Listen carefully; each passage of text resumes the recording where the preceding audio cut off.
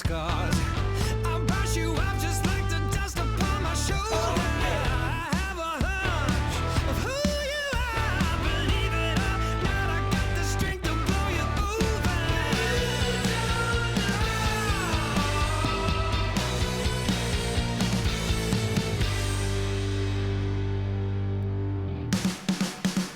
I'm a hurricane, I'm bringing thunder and rain. I'm a hurricane if you get in my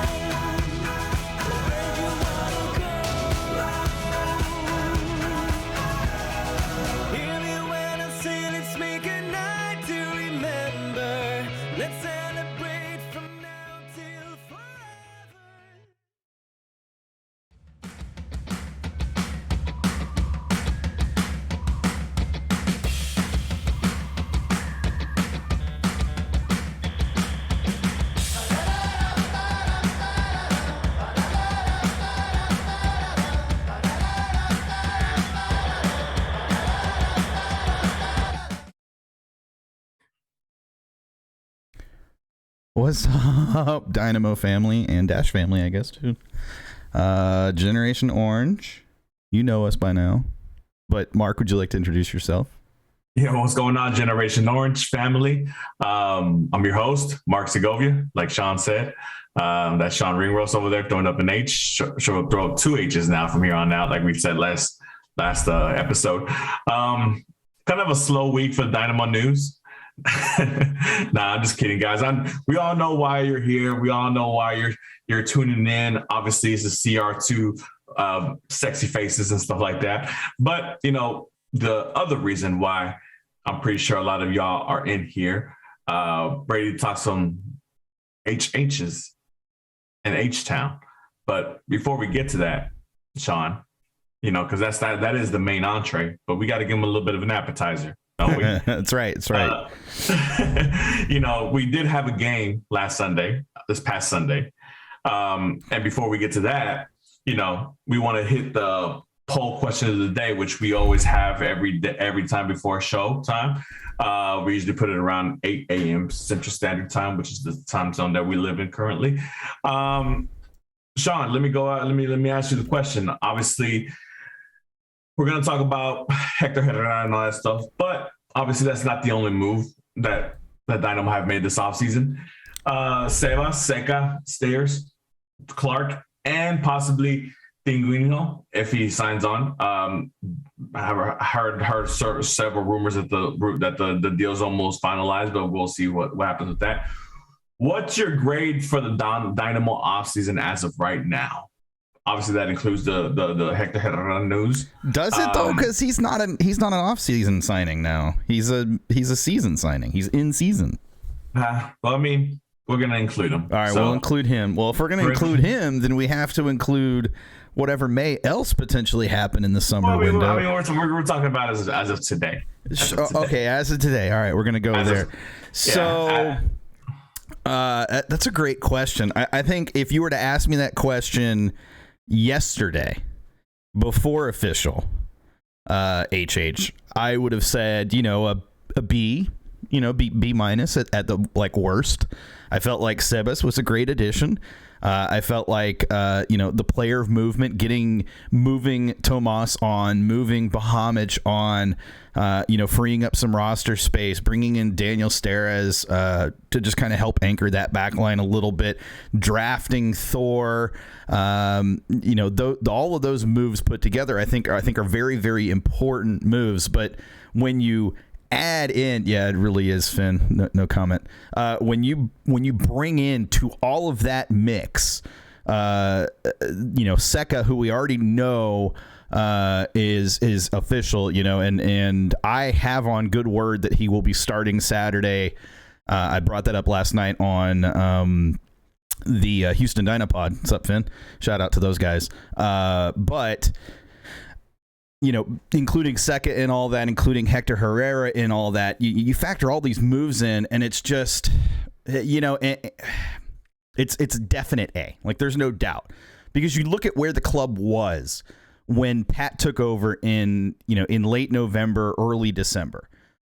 Maybe it was even October, November. It was somewhere right around there. He's had basically 4 months on the job, and he's completely rebuilt the club from the ground up. And I mean that both for, I would say, the Dynamo and the Dash in a way, because even, you know, on the Dash side, they officially brought in Maria Sanchez as a full transfer, and she is now a Houston Dash player, you know, basically permanently until she's moved on. But, you know, everything, you know, just everything between coach, between GM, between Asher, between Chris Martinez, you know, who we talked about last week, and just what he brings from a professional standpoint for these players, between the different signings that they've made in terms of the academy and homegrown prospects in Brooklyn Reigns, and now the new kid Alex Vasquez at goalkeeper. Just all of these things. I mean, it's just every area, every possible area of the team from a technical standpoint has seen additions or changes now that Hector Herrera is official. Because the only area that we didn't make a major change in the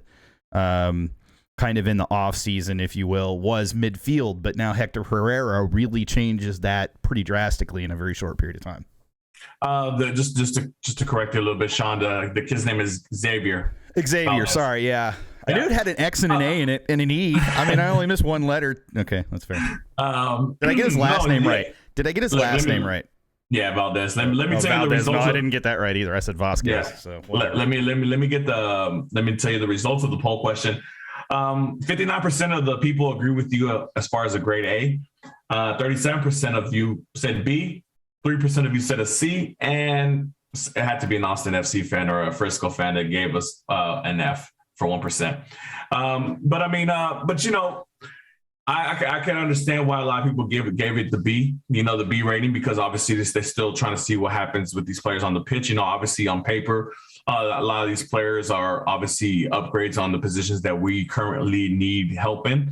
Saka coming in on right back obviously is hopefully an upgrade over Zaire and Griffin.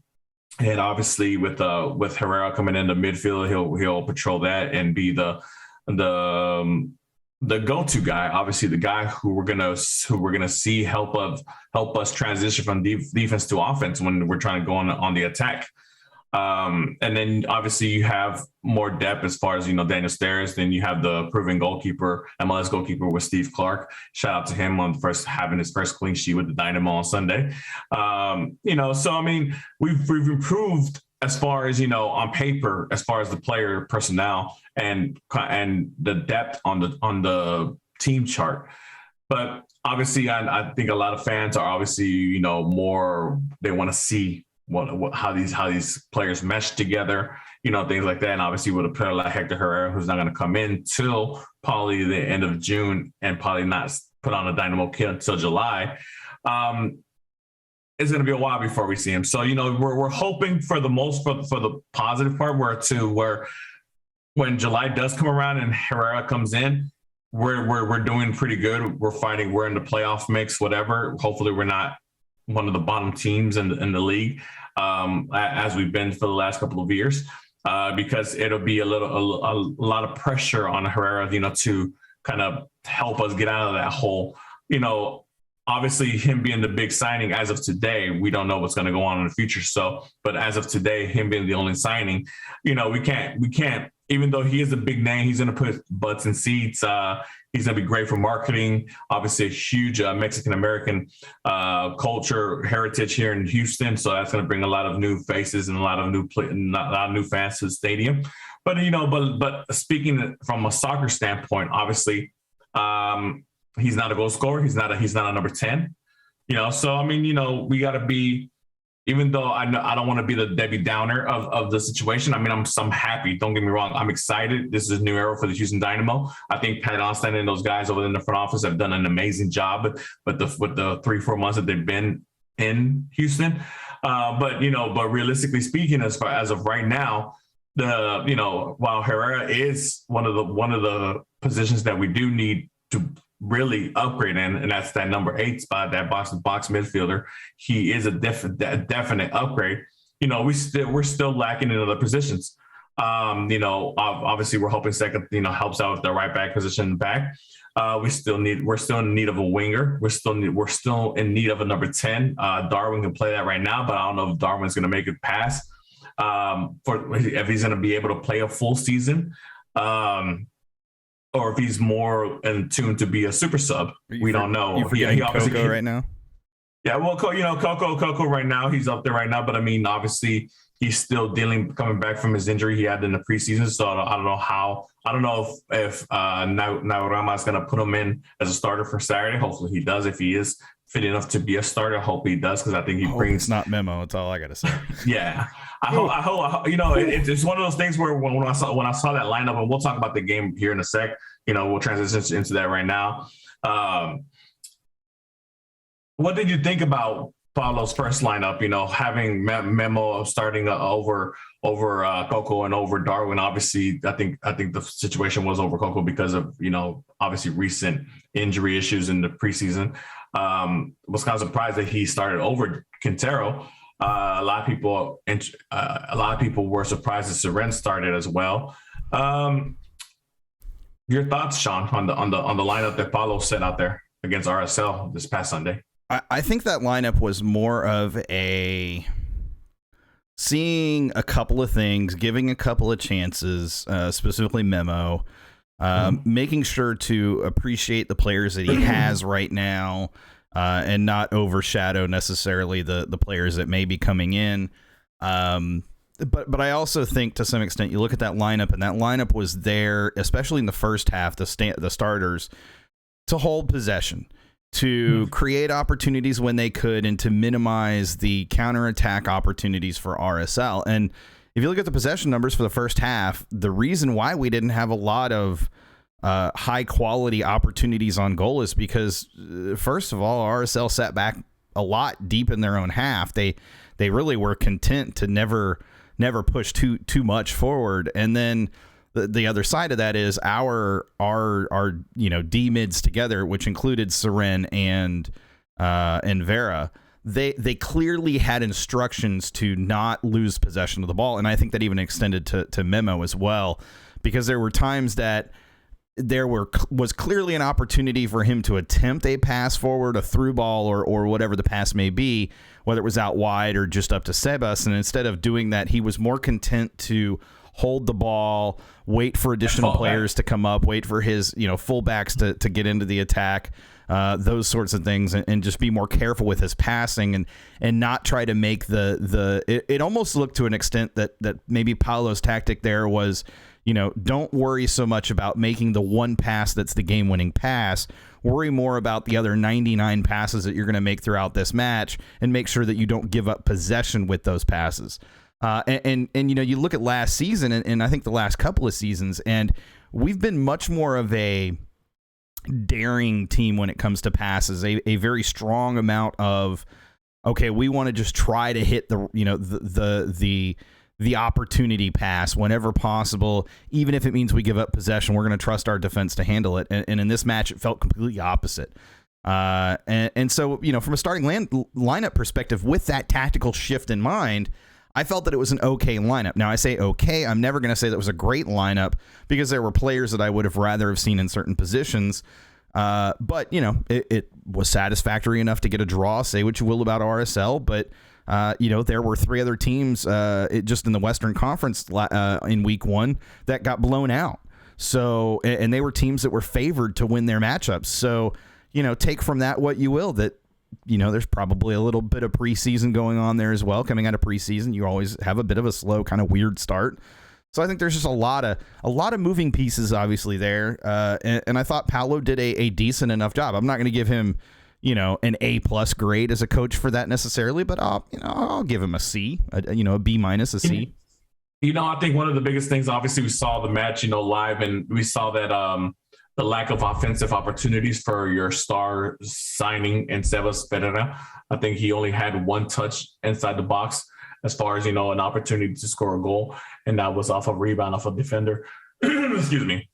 And, obviously when you spend that type of money for number 9, who's supposed to, cure the lack of goal scoring that you had last season, you want to utilize that player to his full extent. And the fact that, there was nobody there the first half to give him that pass to help him set up a goal scoring opportunity was a little bit of a letdown. But, obviously, I think the defense played great. Obviously, clean sheet for those guys. So we'll look at a glass half full kind of stance from that standpoint. But yeah, man. But you obviously saw the difference in talent once Darwin and Coco came in, and obviously Quintero almost won the game for the Dynamo with that nice free nice kick off right outside the box, almost won it for us. But unfortunately didn't go in. But like I said, great first show. Not a good first showing for the guys. Obviously, first game, trying to get the rust off from preseason, and hopefully we get a good showing in SKC. I know Paulo going up against Peter Vermees and his old organization is going to look forward to that match. And hopefully, like I said, you mentioned Seca is going to more than likely get the start. Excited to see what he brings as far as the defensive side of the ball, and obviously a player who's not scared to shoot from the outside the box as well, from a wingback standpoint, depending on what kind of formation Paulo decides to go with that with second now on the pitch. But with that being said, Sean, I mean, anything else you want to add about the match on Sunday before we move forward? Yeah, actually, it was really nice to see Steve Clark before kickoff. He turned to the supporters because he was defending the goal in front of the supporters section, and he turned to the supporters and he basically was hyping the supporters up and getting them, to get louder and to get more into the match. This was before the ball was even kicked. And to me, it's huge, right? Because there's a piece of that speaks to, I think, why Pat Onstad was so high on Steve Clark and bringing him in and spending the money to bring a player like that in. Is that's an amazing opportunity, or that's an amazing I think sign of what Steve Clark is, which is a player that likes to connect with the fan base. He understands the value of a boisterous, loud, hellacious, rabid fan base behind him as a goalkeeper. And I felt like the supporters responded to his to what he was asking for, and I hope at least in the first half he definitely felt the extra energy. As the supporters tried to, for 45 minutes, tried to keep the energy and atmosphere definitely highly intense. Yeah, and to piggyback off of that, shout out to whoever made the decision to finally flip the script on which team scores which way at home, because last season, obviously it was kind of my first season really hanging out in the supporters section. I hated the second half, having to go watch all the way over there to see if the Dynamo scored or not. It's great to have the home team, the second half of the game, be able to score on the side where the supporter group is at. So shout out to whoever made that decision and made it work for us. But yeah, unless you got anything else, Sean, can we move forward? I always got more things. So the one other major observation, then I want to get to Dawako's question. Memo. I am done with Memo. Those floated crosses, switches of play, where the ball just hung in the air for what felt like an eternity, and center backs were clearing the ball forward, trapping the ball. They were intended to switch all the way out to Fafa or switch all the way out to Baird, and they would end up just dropping. So like I said, it wasn't even to the fullback that had to defend the player. It was the center back, because it didn't even make it all the way out there. Whoa, okay. Dewoko, got it. And so, yeah, I'm just done with Memo. I didn't see hardly enough out of him to show me that he deserves to be in that position any longer. And frankly, I think, regardless of anything else, like you said, look at how the match changed when Quintero came on, when Coco came on. Coco provided a whole lot more going forward than Memo did. And if you look at the lineup, Memo was the guy who was supposed to push that forward, and it just wasn't there. So my hope is Paulo sees that and goes, okay, Memo's not starting. It's got to be Coco next match. Yeah, for sure. I like I mentioned earlier, we all know Coco suffered a little bit of a late injury in the preseason, so I think it was more of a cautious effort, to make sure that, Coco wasn't out there the whole 90 and then got re-injured, and then we lost him for another period amount of time. As far as Darwin Quintero goes, it's going to be interesting for Paulo, to be honest, because I think his idea for Quintero is more as a super sub, which I'm all for. I think he has a talent, and obviously he's getting up in age, but I think, Quintero, give him a good 20, 30 minutes against tired legs, especially in this Houston humidity. I think he'd do amazing with it. But then again, depending on the personnel that you have, I mean, do you want to give him 30 minutes at the end of the game when you're probably behind, or trying to tie the game? Or do you give him the 60, 70 minutes starting, and see what he can do from the get-go? Because he is a player of quality. He had, up until now, maybe only Sebas, but we haven't seen what Sebas has done yet. He might be our most talented player on the pitch, aside from maybe Sebas, like I said. But when you have a player of that quality and that talent level, you have to be able to allow him time to be able to produce and to be able to give what he has to the team. So we'll see. It's a good problem to have for Paulo. But it's going to be interesting to see what kind of lineup Paulo sets up for SKC this Saturday. Yeah, and the question came in earlier, and I figured now's a great time to get to it, right? So Dorsey to the bench for Seka. I think that's a great question, and I think from everything that I've heard and everything that I know, Seka is basically slotted in as the starter at right back for Saturday already. Now, of course, there's going to be a practice or two in there, probably today and tomorrow, I'm assuming, or tomorrow and Friday, depending on when travel is. But it all depends on how those practices go for sure. But, if he provides anything going forward, it felt like it was more than Dorsey did. And then the little bit that Valentin had going forward, it was better than Dorsey. But on the flip side of it, Valentin he doesn't have the wheels as much anymore. But I thought he played decently well. I thought he played better than Dorsey, which is kind of surprising because I didn't think I was going to feel that way based on preseason. But Valentin looked to kind of settle in that second half. Maybe he felt less pressure not being the starter. Or against tired legs. Against tired legs, halftime. But yeah, I suppose you're right. I mean, he came in as a full halftime sub. It wasn't like he came in midway through the second half. Yeah. But yeah, to your point, I think, your starters that he's going against at that point aren't at full speed or full sprint. They're reserving a little bit of that energy. Yeah, obviously, I think there's you got to see how practice goes to see if Seka does start. Obviously, they would love for him to start right off the back.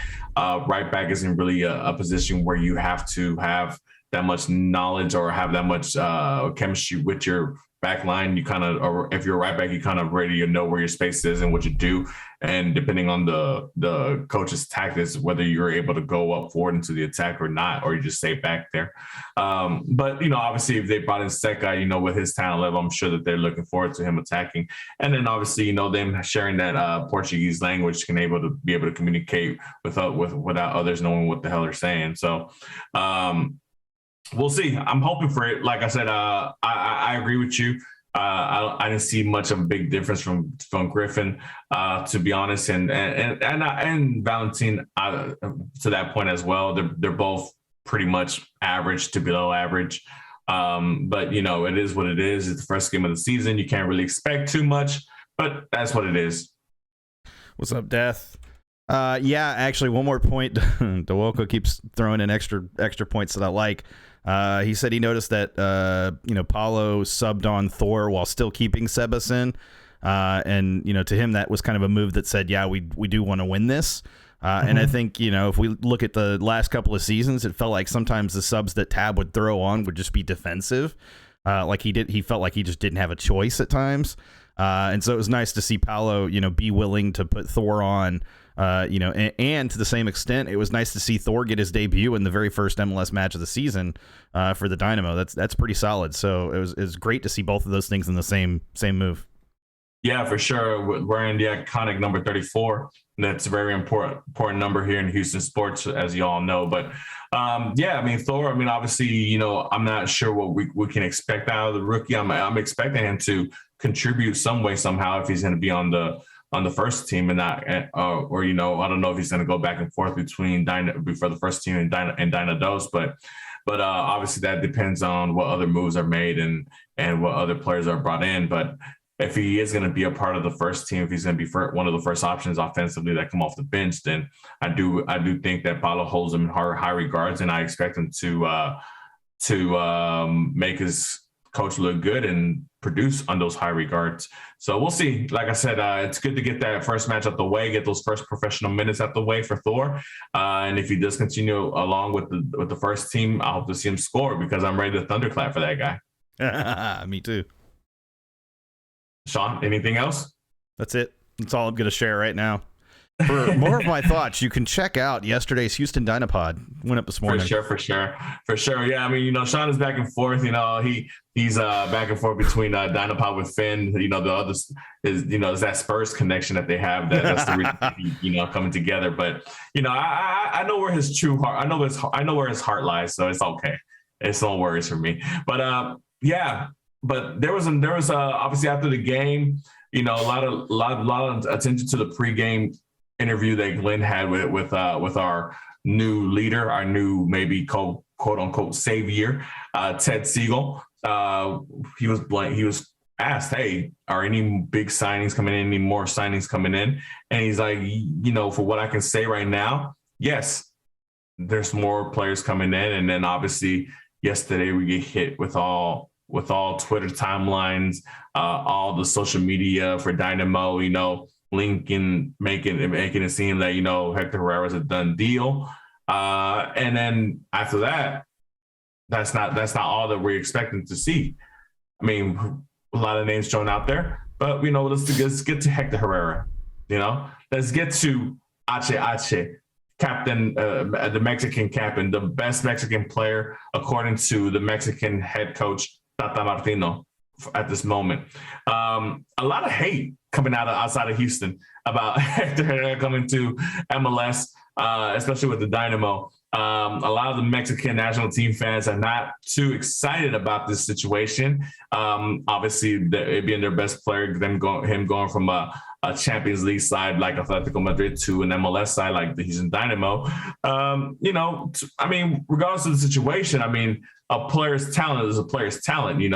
I think a lot of people were upset when Carlos Vela left Real Sociedad, but the fact that because he wasn't going to play the national team, they didn't really care. But you see Carlos Vela still produce big numbers for LAFC, real big numbers, having MVP years.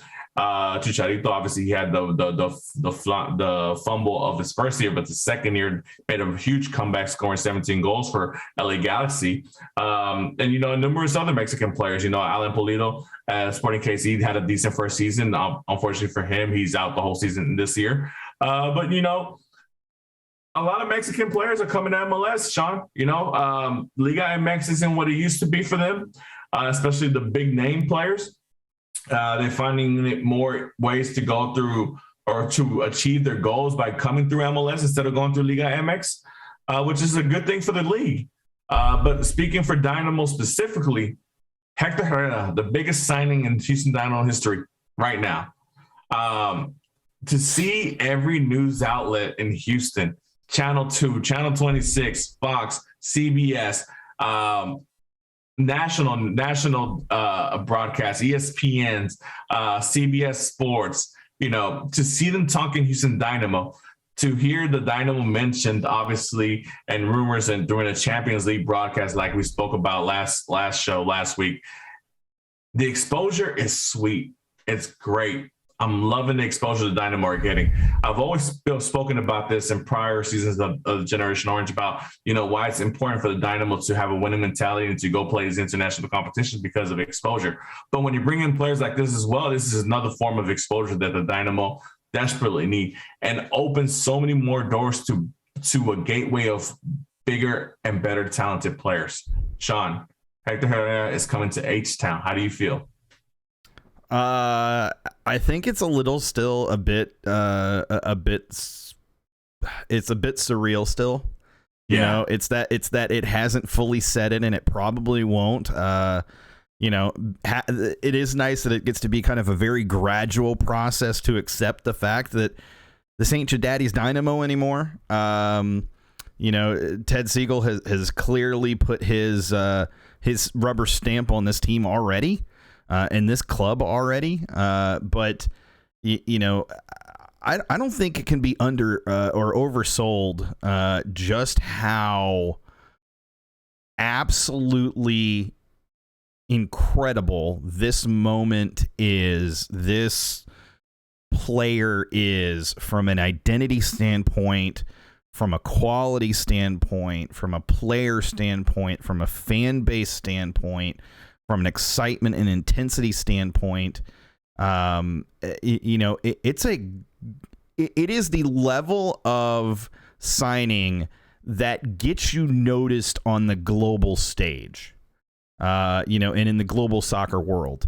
To Chris G's point, Fab tweet, Fabrizio Romano, that's not right.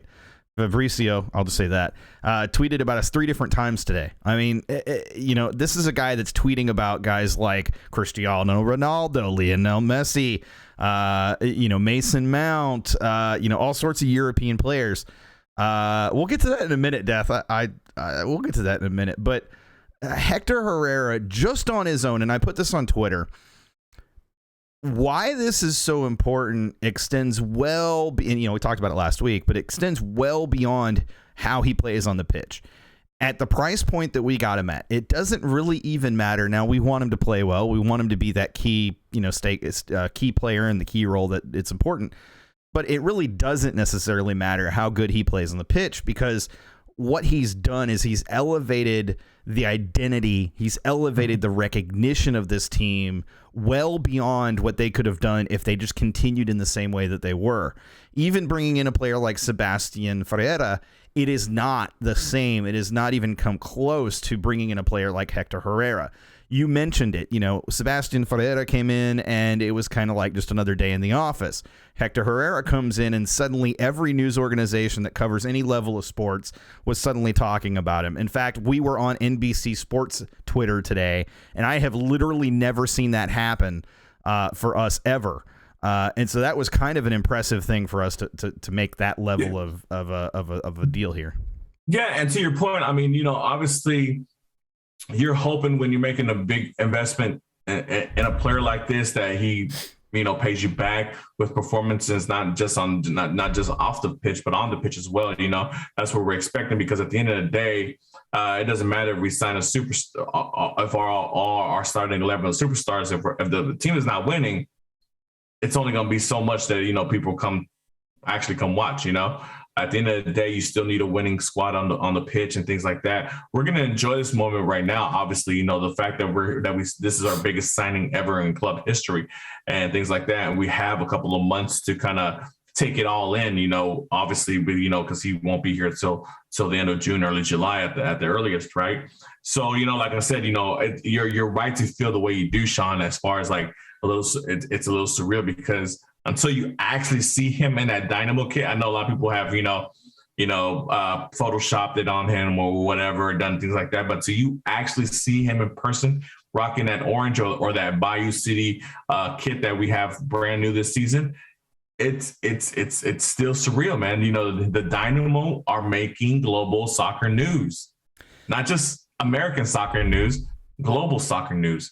It's going to be great to see him on the pitch, obviously once he does arrive here in Houston. I'm interested to see what kind of introduction, what kind of player introduction the Dynamo front office might have cooked up for a player of this caliber. Obviously we know what type of introductions European squads do when they have big name players come to their clubs.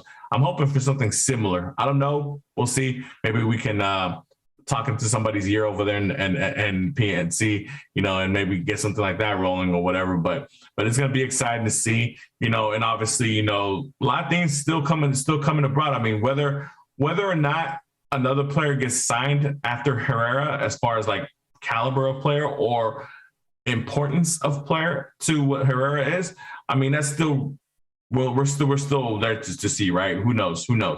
But as of today, with the Herrera signing, I think the Dynamo have done a really great job as far as, up in the level of play for the whole squad, along with the Sebastian Ferreira signing. I mean, which, that's that, even though you called it another day at the office, but as a Dynamo fan, I was excited when that signing was made. Obviously a proven scorer that can actually put the ball in the back of the net. Hold on. Let me interject something here. And I want you to hear this, because I think hearing this is going to be one of those holy crap moments. We paid what was it? $4.5 million, something like that, for transfer fee for Sebastian Ferreira, somewhere right around there. And then we're going to pay $6.5 million to HH or Ache, per year salary. What is that? $11 million committed by Ted Siegel in his first season as owner of the Dynamo. I mean, $11 million is easily more than twice what our entire roster made last season, and he's dropped that on two players in less than 4 months. Take that for what it's worth, Dynamo fans, because look, I've brought this up. I talked about this with Finn yesterday on his Houston Dynapod, but we also talked about it last week. We are coming out of this situation, and Luis will appreciate this because I feel like he understands this situation coming from Frisco. But, we were in an abusive relationship with our owner previously, and that's not a joke. We legitimately were. We would be promised gold, rings and jewelry and diamonds, and we would be promised all of these things, and then at the end of the season, it was never that thing. The closest we ever got to a real championship of anything was Open Cup in the Western Conference Final that we made because we beat Portland in Portland. But outside of that, the biggest players we had were Albert Elise, Romel Kyoto at the time, and Kubo Torres. And that sounds great on paper, but, we all watched those teams. We all saw what it took to get those players here and what the rest of the roster kind of ended up looking like. So yeah. Almost done.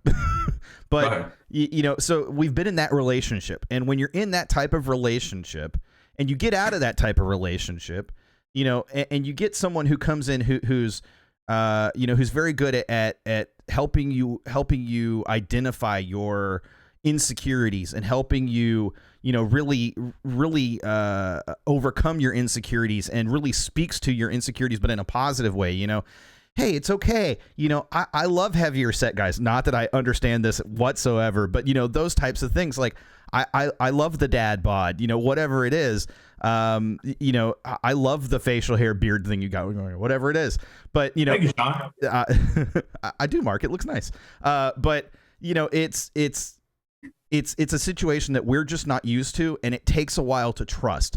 We have been severely broken for so long, and as a fan base, and as fans, in terms of promises that have been made and lack of delivery on promises, and then overhyped delivery of players that just were incredibly overhyped and then just were absolute useless on the pitch. So to have this type of signing, to have Sebas Ferreira come in, it was one of those situations, when Sebas Ferreira came in, we were excited, but we were hesitantly excited. Well, we kind of want to see how it pans out on the pitch, right? Young player, we've been here before. He's going to take time to develop. He's going to be good, but he's not going to be great. All of these things and emotions you go through. Well, now with Hector Herrera, we know in general terms what our expectation can be for this player. Now, with that said, that isn't necessarily the same expectation we should have for the whole team, but it is definitely to say that we have an owner, we're in a relationship now that addresses our insecurities, and Pat does it openly. Asher does it openly and transparently on Twitter, talking about, I loved Pat's quote of, there was clearly a miss by not going after that market in terms of the Mexican fan base, in terms of the,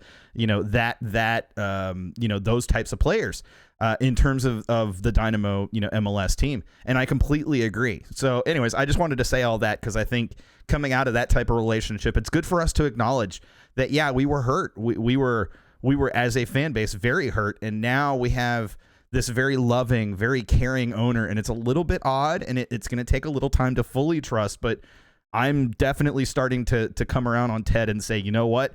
Best owner we've ever had, and I don't even think it's close anymore at this point.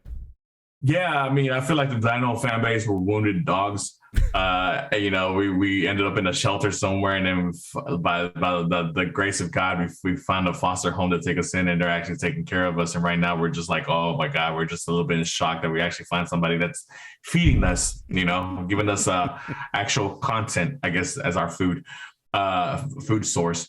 But yeah, man, I mean, look, I mean, this offseason, look what they've managed to do. They've managed to find a face of the franchise, which Hector Herrera automatically becomes, just because of his stance in global football. You signed an up and coming, promising number 9 who has a lot of ambition to make his national team, and which is not an easy national team to get into. You're bringing in players from Brazil, a market that we haven't really tapped at all, honestly. Well, we had Alex Lima, many years back. But Alex Lima came from a trade with Chicago Fire, I believe it was. Sure. So, but so I mean, it's different things that Ted and Pat and those guys in the front office are just showing us, and we're just kind of amazed because. I mean, look, Sean, I mean, we've done the show for what, 2 years now together? Yeah, two and a half, because I think you picked up halfway through that season.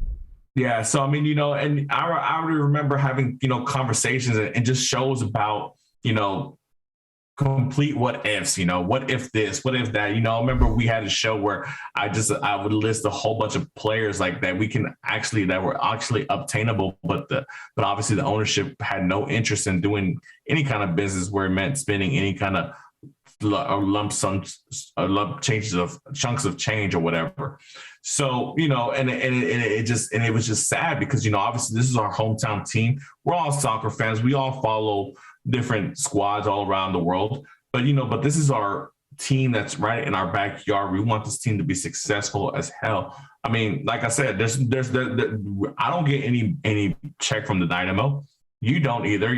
This is our free time, and we decided to do this along with the other guys here who have their own, podcasts about the Dynamo and the fans on here who spend money to go see the Dynamo or who spend on merchandise and stuff like that.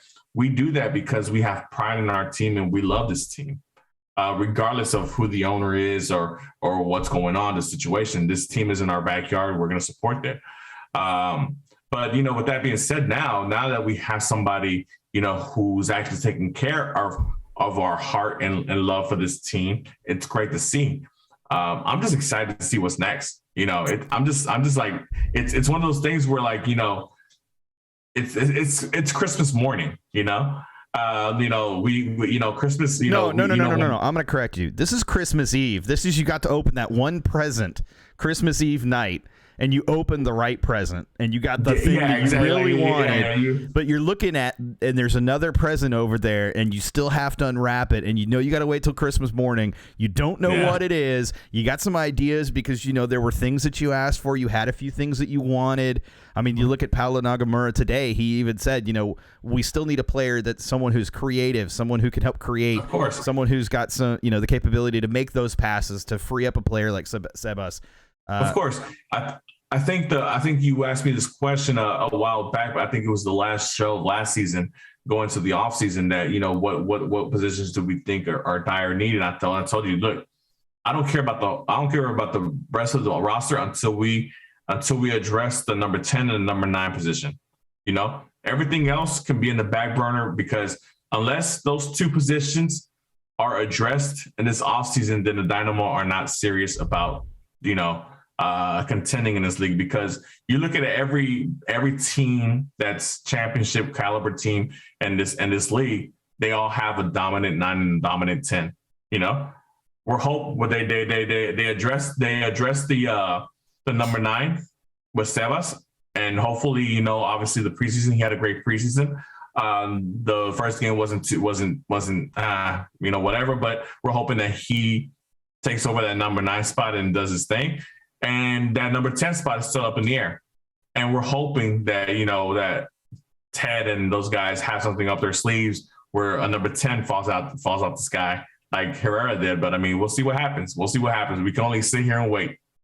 There was, speaking of, what that might be, right? There's a couple of things I want to talk about. Number one is obviously earlier today, during all the kind of roundabout conversations and coverage that was happening, there was someone on one of the shows, and I'm going to butcher the name, so I'm not even going to bother with the name, but they brought up a strong hint that the Dynamo are looking at a particular player. I'm not going to say the name, but another Mexican national team player that is currently in Spain. Now, there are 5 different Mexican national team players in Spain that are on expiring contracts in June/July. And it would absolutely make sense. There are 2 in particular that I want to point you to, maybe 3, but 2 in particular that I want to point you to, Mark. Number 1, Andres Guardado. We cannot understate how magical that would be.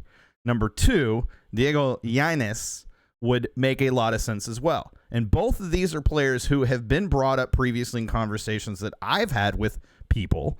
I will not say anything further than that on that. However, the second point that I want to make about this, there were a lot of people that were asking about Diego Yanez today for various reasons. Dynamo Insider, of course, tweeting out a little GIF as kind of a teaser. But why that's important is because Tom Bogert last week or even the week before that had said the Dynamo have made no contact with Hector Herrera or his representatives. They've not had any conversations. Today, Paulo Nagamura said in an interview specifically, and I quote, I got to talk to Hector 2 weeks ago. So here's what that tells me. Number one is maybe Tom Bogert's information is not the best. Now, it's not a knock on Tom Bogert. He's got his sources, and I love the guy to death. He's a great guy. But maybe that's to say that Tom only reports on what he can report and what he finds out. If his sources don't know, then when he says things like, no, that's not true because of XYZ, it's based on his sources.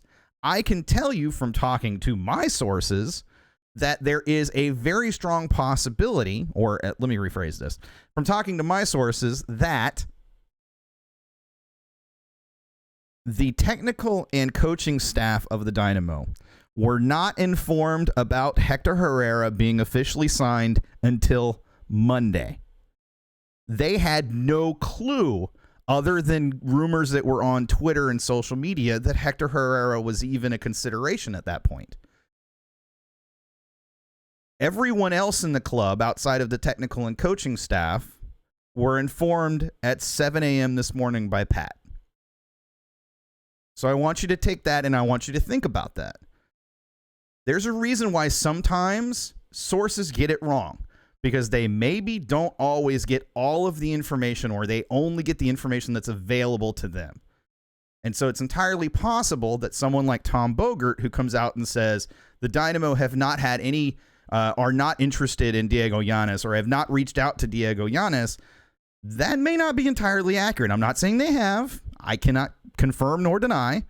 But I'm just saying that take all of that with a grain of salt. The same thing could be said for Andrés Guardado. We don't know.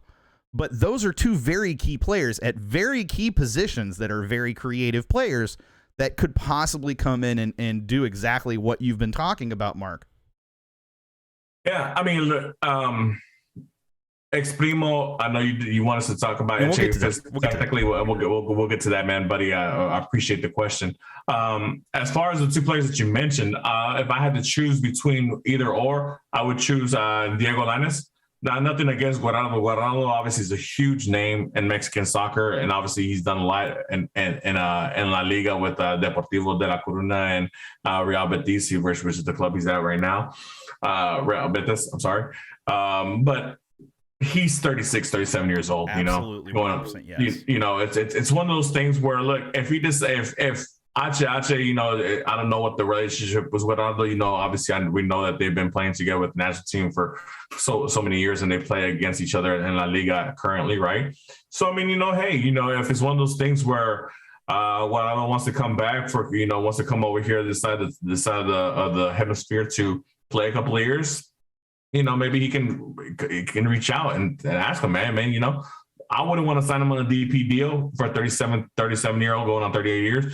There's been rumors of him wanting to go back to Atlas, which is his childhood club, which is something that I think is more feasible for him now. But going back to Diego Llanes, which is the other guy who I think is in a very interesting player.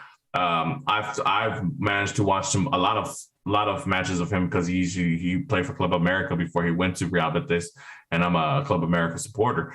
And he was great for Club America. They made a nice chunk of change from Real Betis, you know, but unfortunately for him, Real Betis is right now in a Champions League fight, you know, trying to secure Champions League spot. And Diego Llanes is 20 years old, and they have more experienced players in the position that he plays at currently. So you can see why he's kind of just sitting around away on the bench. So, I mean, look, one person's bench player can be another team's go-to guy, playmaker, you know, and Diego has the skill level to do that. He has the creativity. He has he has that creativity, that mindset to go after to take the ball and create something for himself or for others, which is what the Dynamo currently need. But with that being said, it'll be interesting, man, because if Mexican fans are throwing their hands up in the air because of Hector Herrera, which is a 31-year-old about to be 32 years old, imagine when one of their future Mexican stars, or one of the quote unquote future stars of the E3 ends up coming to the Dynamo, and then we're gonna have it's gonna be crazy. Could he be a U22 DP? I mean, it just depends on the money on the money that he's making over there. Because I would think that he would go out on loan. I doubt that Betis want to sell him right off the bat after they invested so much money to buy him, to bring him over to La Liga.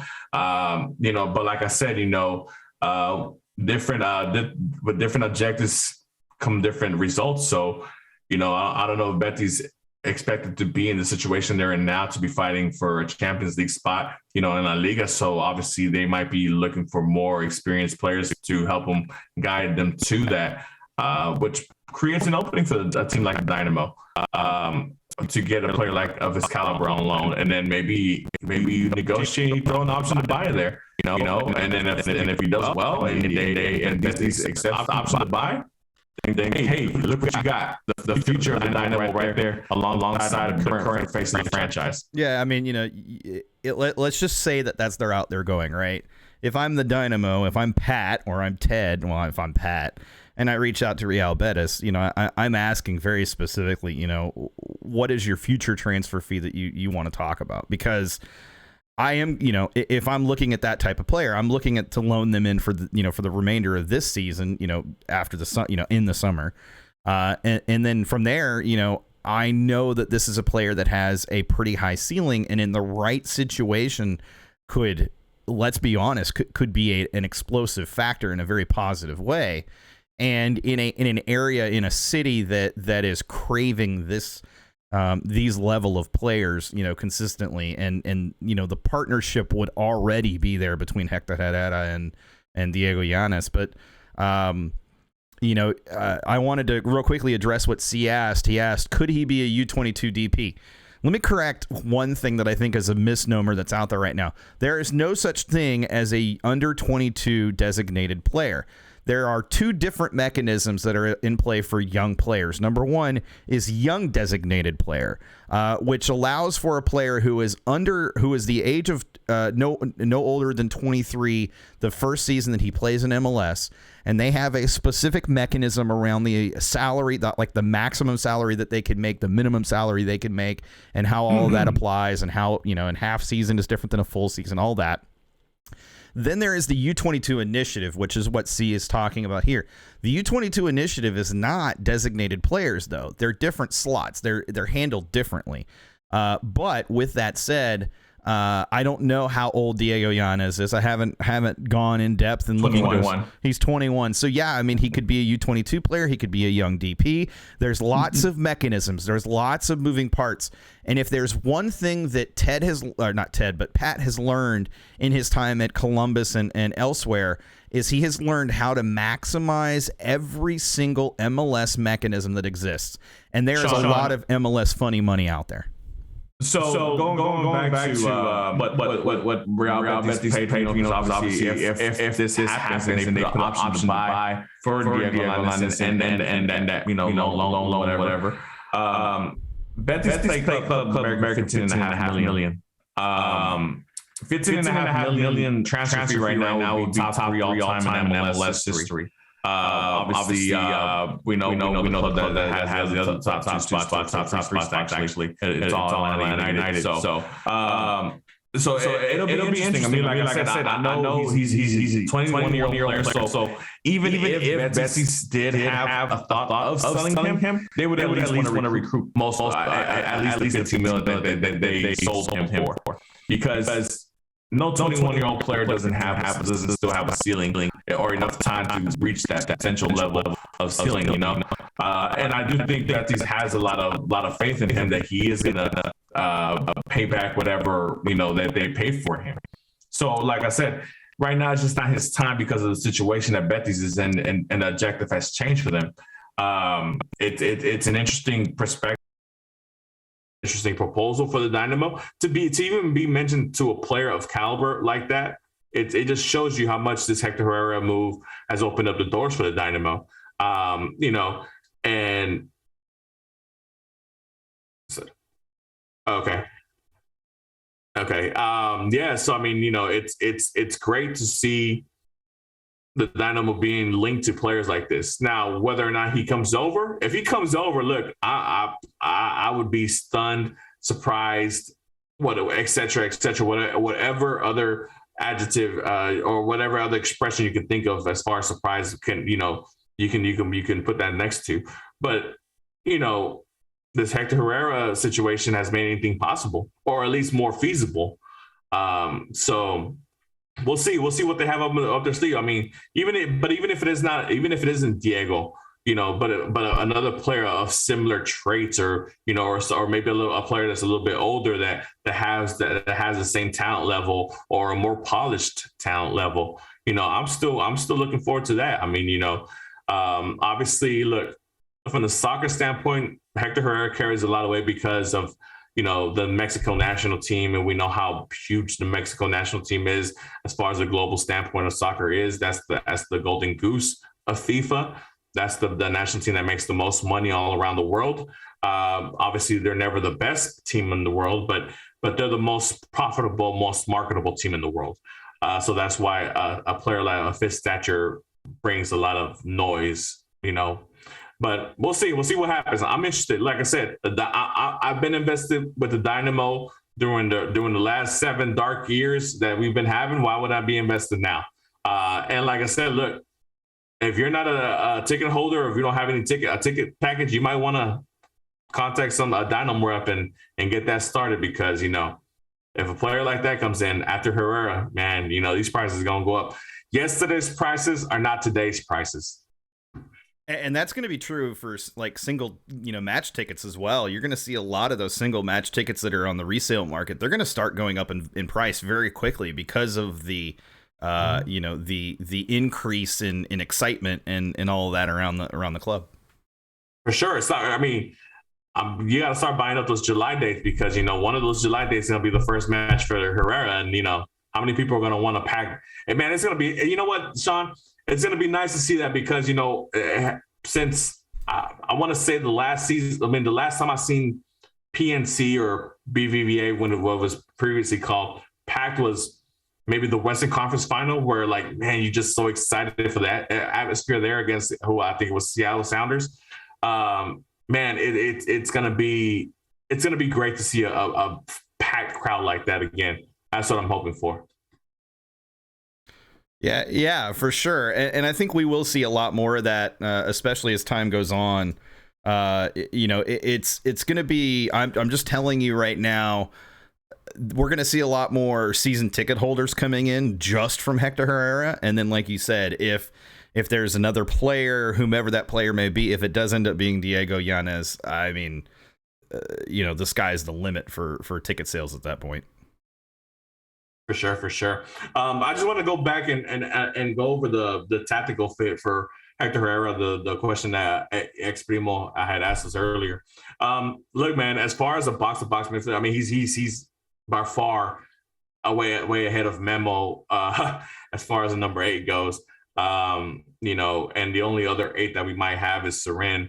Corona obviously was let go. Coco is that 8-10 hybrid. We don't know exactly what he's about to play, but I'm pretty sure he's going to play the opposite side of Herrera if Coco is still with us, if his loan is extended, or if he's bought in permanently. So we still don't even know what's going to happen with Coco as far as that goes. But yeah, I mean, look, Herrera I think is a perfect fit for the Dynamo as far as what Paulo's trying to do for the midfield. I think he can really control that midfield. He's that destroyer as well when he's on the defensive side of the ball. But he's that player that can also isn't afraid to shoot.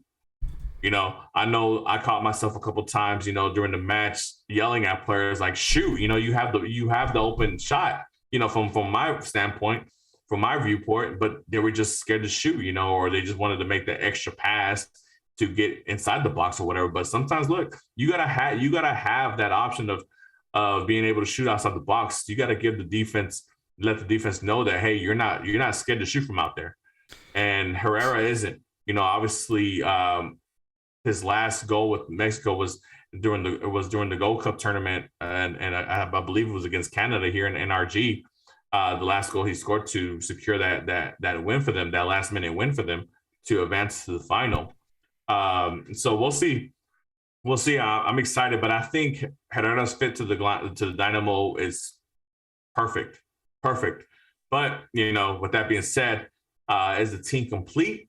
No, I don't think so at all. I think we need to find that creative player, that number 10, that player that's going to be able to distribute and take some pressure off Sebas and whoever else is on the wings and things like that. So now you have the backbone, which Herrera can back that number 10 up, but now we need that creative midfielder who is going to go out there and destroy the defenses. Yeah, so I think along the same lines, we had the question earlier that came in, talk tactical and the adjustments that have to be made with HH coming in, and what does that mean tactically? I mean, he's going to play that central midfield position. He's going to play that, that kind of, if you want to call it an 8, combination of an 8 and a 10, somewhere right around there, right in the center of midfield. He's going to be a pivot guy. He's a guy that can get the ball wide. He's a guy that can switch play. He's a guy that's going to be able to create opportunities for guys like Sebas, for guys like Corey Baird, Fafa Pico. Imagine Darwin Quintero on the pitch with a guy like Hector Herrera and what kind of, possibilities they can create. There's a ton of opportunity right there. And so he's probably going to supplant, and there are going to be some people that don't want to hear this, but he's probably going to supplant Seren as a starter at central midfielder, because you're still going to have behind him at this point Matthias Vera, and the other player is going to be a Darwin Quintero or a Coco or whomever else. Now, if Coco does end up leaving, then that obviously would open up a position possibly for Seren or somebody like that. So No, it's one of those things where, like, look, Vera has been our MVP player for the last 2 years, honestly. Like, Vera, for, obviously his stature and whatever, he's always given himself up there. He's always played with passion out there. I have nothing bad to say about Matthias Vera as a Dynamo player. Seren, obviously, we have the up and down, the love-hate relationship that, sometimes he's just so great on the pitch, and sometimes he does such nonsense, why can't he bring his national team level to the Dynamo or things like that? But, but like I said, he does the job that he needs to do. And, sometimes we love it. And sometimes it's just, he falls flat face, but Hector Herrera, obviously that gives you more of a steadiness and and not just a steadiness at that role, but more talented, more talented player. And obviously you're going to see that. And like I said, look, Seren off the bench, that sounds great to me too. I'll piggyback off of what Def says. Seren off the bench would be great. Like I said, now we had bench players as starters. Now you're going to have these bench players be bench players and be quality depth players. And you're going to see the level of Dynamo go up. Excuse my voice. And it's going to be great for these players. Players like Seren, players like Griffin Dorsey, players like, Memo. I mean, depending on what they do with Memo. Like I said, I think Memo is good for the last 15, 20 minutes on tired legs. I think he can do a job for us, but I don't think he's anywhere near quality as an MLS starter, But now that we're pushing these players back and they're becoming bench players, key role players instead of starters, we might see those players enhance their games and be able to do what they're meant to do. You want to go get yourself a drink or something, buddy? Because you sound like you need it. I got my water. Right. Yeah, you need to start drinking. I mean, yeah. So technically, I mean, I think it's a pretty simple shift. It's not a major change. He slots into this formation, which is, probably, to be fair, one of the reasons they went with the formation they went with. They had a guy that they wanted, whether it was going to be Hector or not. There are other players that play the same position and then, generally speaking, the same, play style. And so they knew that they were going to get somebody. They had enough money to feel that way. And so, yeah, I don't think a lot has to tactically change necessarily, other than, someone is going to the bench and he's taking their slot, and it's H2O, and so it's going to be one of those very simple, he comes in and he's going to immediately be able to play that position, and I'm here for it. No, for sure, man. I mean, like I said, Herrera's going to push back a lot of players. Well, the incoming players overall, that's what this offseason is about. Laying down the foundation and having starters on your team, having quality players as starters. That's we look what we talked about last season, Sean. We picked out Valentine off the Timbers. He was their backup right back. I mean, look, they had no need for him. The guy's great in the community. He does all this great stuff. Great, that's cool. But on the pitch, what does he do? He scores on goals. Who else? Who else did we pick up last season that was a backup that we thought was like, oh man, was great for us? Corey Baird. Corey Bird, Maxi Urruti. I mean, he did the job for us for a little bit, but he was shipped out of FC Dallas. I mean, these are players who realistically they might be average players, but in MLS, this version of MLS now, you need more than average, a lot more than average, and where the Dynamo are at, they were below average, so. That margin of from bad to the top elite clubs was growing and growing and growing, and that's why we ended up in the last two spots of the last 2-3 seasons. That's why we were in last place. That's why the MLS doesn't even bother about the Dynamo. That's why MLS hates us, But we're gonna give them another reason for them to hate us, because we're gonna make that comeback. We're gonna make that huge 360 turn from going from the bottom to MLS playoff caliber to hopefully championship caliber. Yeah, there's I think an understated part of this that we haven't really even touched on, I don't think, a lot in relation to Hector Herrera, being signed at this point of the season. And that is that Hector Herrera is bought into what Pat and Ted and Paolo are doing. And I can say that because we've had multiple people that have said that. Now, granted, none of them have been Hector Herrera. He probably won't comment until he's ready to comment. But, it is very clear if Paolo had a call with him 2 weeks ago, and we know from reports and rumors that are out there that he at least had conversations with other clubs. And these are clubs that can definitely offer more money than the Dynamo offered. I think you look at that and you say, yeah, this is a guy who's bought in. This is a guy who really he wants to be here. This is his opportunity to be the man. You talked about it, I think, last week. He gets the opportunity to make this his team. He gets the opportunity to put his true professional stamp on this club, on the identity of this club, and moving forward, this is his club for the next 3.5 seasons. And it's up to him to show that the money that they're investing in him was money well placed. Yeah, man. I mean, just hearing that from Pat, because we heard the rumors of clubs like Roma, Valencia, Premier League clubs. Look, man. If Herrera would have chosen any of those clubs, I wouldn't have blinked an eye. I wouldn't have batted an eye. I mean, I understand. It's completely understandable. But the fact that Pat and his team went over to Spain and they sat down with the guy and they presented him the project and told him what they want from him and how he fits into this whole scheme as far as Dynamo, and sold him as the face of the franchise and what kind of marketability possibilities he might have. Because look, when you bring a player like that, when you take him away from being a fish in a large pond to being the big fish in a small pond, you have to give them a reason to come over. Marketing possibilities, marketing dollars, corporate sponsorships. There's a lot of things that obviously that had nothing to do with the on-pitch performance that come along with this deal. We're obviously one of the cities wanting to bid for World Cup games here for 2026. That I think that gives Houston a huge boost. as far as because now we're bringing in international players who are World Cup quality players into the scene.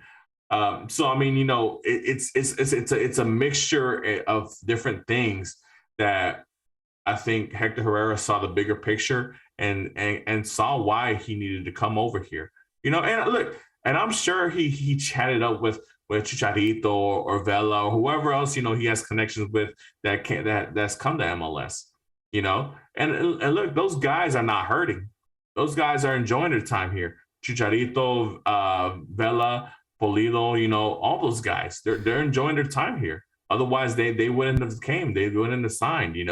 And Houston is that market too. Look, you got your Los Angeles, you got your New Yorks, and you got your Miamis and things like that. But Houston is that market as well, especially when it comes to Mexican and Central American and just Latin community. This is a hotbed of Latino communities. Yeah, and George makes a point too, and this kind of ties into what we're talking about a little bit, but not exactly. But I'm going to transition to both. But Spanish media said that he can be a name everybody recognizes and respects in the city, and in Spain it was hard for him to be that icon. In Spain you're not going to be the man regardless of how good you are unless you're a Lionel Messi or a Cristiano Ronaldo. Sean, I'm sorry to cut you off. Look, respectfully, Herrera and that midfield, he was at best the fourth, fifth option for that midfield. Atletico Madrid. And Golden Knight is in the chat, and that he's an Atletico Madrid fan. I'm pretty sure he can repeat what I'm saying. He was at best the fourth, fifth midfielder for that team. You have midfielders like Thomas Lemar, Koke, players of that stature. I mean, that's what I'm saying. They know him because he's the Mexican national team, all that stuff. But now he's the man here. He's the man. When you think Dynamo now, you're thinking Hector Herrera. When you're thinking Atletico Madrid, I can name you off 10 players before I even get to Hector Herrera, if I even get to him. Honestly, and that's the thing. Some players have ambition and want to be that guy. They want to be the face of the franchise. And I'm glad. Look, man, you need players with that kind of ambition and with that kind of sight and that kind of foresight. And I hope Herrera gets everything he wants, during his tenure here in Houston. And I hope we get everything from his side that we want as a team and as a club. With that being championships, that being playoff appearances, that being special seasons. I hope it's a great relationship for both parties.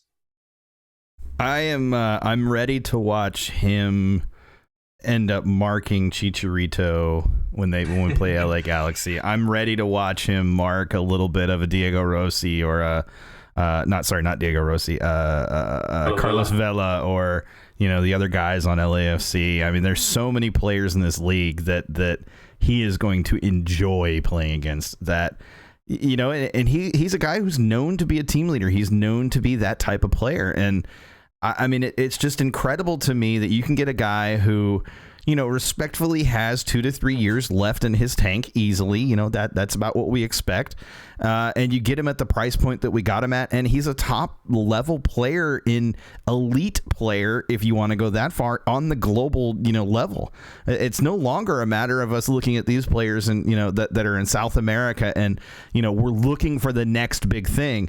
No, we just went and got the guy who, maybe he's definitely not a Lionel Messi or Cristiano Ronaldo, but he is still a fantastic player on the global stage. He's the guy for the present. The Dynamo have been so far behind the 8 ball that we needed a big move like this to really catch us up. The fact that people are saying that this might be the best signing this offseason by an MLS team, when you have players like Lorenzo Insigne, who's a Italian Cup, who's a Euro 2020 Euro Cup champion, and plays for a huge team like Napoli. That's saying a lot about this guy, right? Look, yeah, he's not Messi, he's not Cristiano Ronaldo, he's not Zlatan Ibrahimovic, he's not even Steven Gerrard, but he's a known player, somebody who we as a as a city with a huge Mexican community, which Houston does have, is a player that they're gonna latch onto. And like I said, hopefully the Dynamo get as much out of him as he gets from us, because he's gonna have the support here. He's gonna have the support out here. The team is gonna come. I'm just hoping that those supporters go into the Dynamo team store and buy Dynamo kits. I just don't want to see too much, Mexican national teams or pink koalas out there. So, but we'll see. We'll see. We'll take it one step at a time. But yeah, man, I'm excited. I'm excited. Like I said, the biggest signing in Dynamo history. I mean, you can't. There's nobody close to it. I think it's great for the city of Houston. I think it's great for the fan base, for the Dynamo, who've been struggling for the last 7-8 years. Obviously, I think it's great for him specifically because he's closer to home. I'm sure the family had a little bit of a persuasion for him. Maybe the time over there in Europe isn't as glamorous to the family as he might have hoped. Obviously you got to take family into consideration when you're making these type of decisions. And it's the Mexico Houston connection is right there. It's a flight away. So. Yeah, and I'm we talked last week a little bit when we were discussing the rumor about how an additional thing. I keep saying the one thing, and I feel like I've said that like 15 times when it comes to HH. But the fact is, he's that class of player. But another thing that he brings to the table is, and you hinted at, you talked about it earlier, but it's his capability, because of his profile, because of who he is, to reach out to other players that he's played with at other clubs and other leagues that maybe they're on expiring contracts. Diego Llanes, for instance, and just say, hey, let's do something here. This is our chance. We can do this together. This is a chance to make this our club, to bring this club glory, to cement our legacy as players, both, global soccer players. And there's the very real possibility that, Hector comes here and you get another one or two more pieces of a higher, caliber player than what we're used to as a Dynamo fan. And suddenly, MLS Cup is not that far off, It's no longer a out of the realm of possibility and would require a magical miracle run to get there. Now, not now, but, at the end of the season or the second half of the season, when Hector gets here and the other player gets here, things start to dramatically change. Fortunes begin to dramatically change. And now you have players that are even in MLS that they want an opportunity to play with players like this. And so they're going to be willing to take pay cuts, and we could be talking, sure, certainly 29, 30, 32, 35-year-old players that only have 20 to 30 minutes left in the tank. But you need those role players. You need those players. You need those super subs to come in and ice a match when you need to ice a match, or to come in and completely change a match to give you a different tempo, to give you a different look, to give you a different, approach, whatever it may be. I'm again, this obviously the move is huge. We all know that at this point. I don't think there's any questioning that, unless you're just somebody who is completely clueless, which, hey, there's people exist. But it's just the possibility with Hector Herrera, and I said it last week, and I've said it probably for a couple of weeks now, the possibility with a player like that when he gets here, and now that he's official, the possibilities are truly limitless. They're endless. What can happen from this point on is completely up to Pat, completely up to Ted, completely up to Asher and Paulo. Whatever they want to find, they're going to be able to find now. Maybe they're not going to necessarily find the Messi or the Ronaldo. Again, I'm not going to go that far, but now they're going to be able to find players that, at least on a global scale or a global stage, maybe they're at least, on the edge of Premier League. They're playing for a Leeds United right now, maybe, or and we know Jesse Marsch going into Leeds United. There's going to be some players that Jesse doesn't care for. I say that not that I have any specific players that I want, but just to note that what this opens up for you is it is a completely different class that we're talking about now than what we were before the Hector Herrera signing.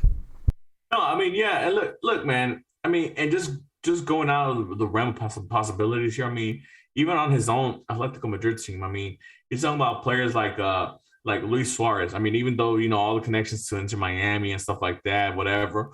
Who knows? I don't know how good of a friend he is with Hector Herrera. I don't know what kind of relationship they have. Maybe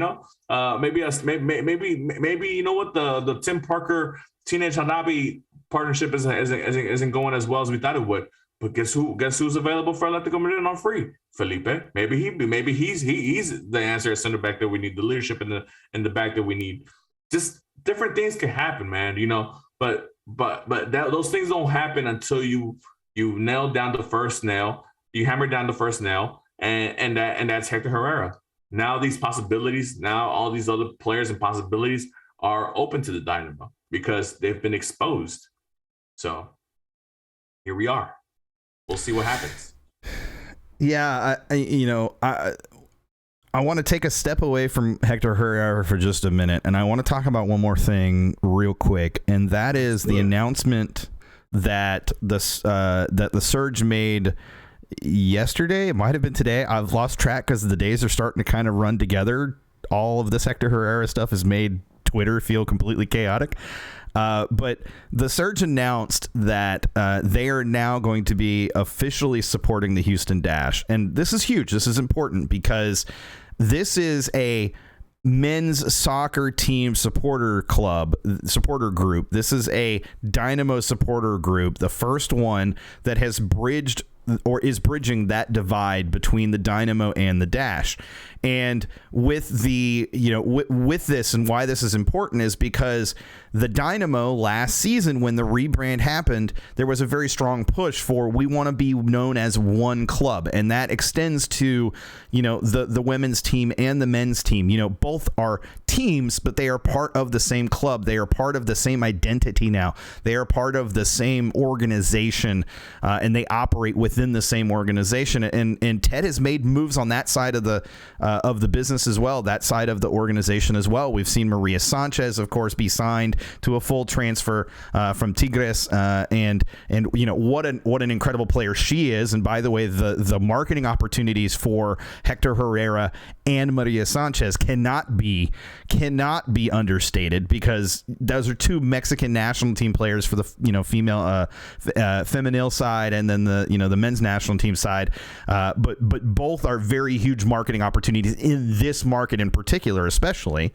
But also they brought in an individual who's a marketing person, a president of the Dash, and created that position to specifically ensure that side of the organization had someone who was truly leading from the top.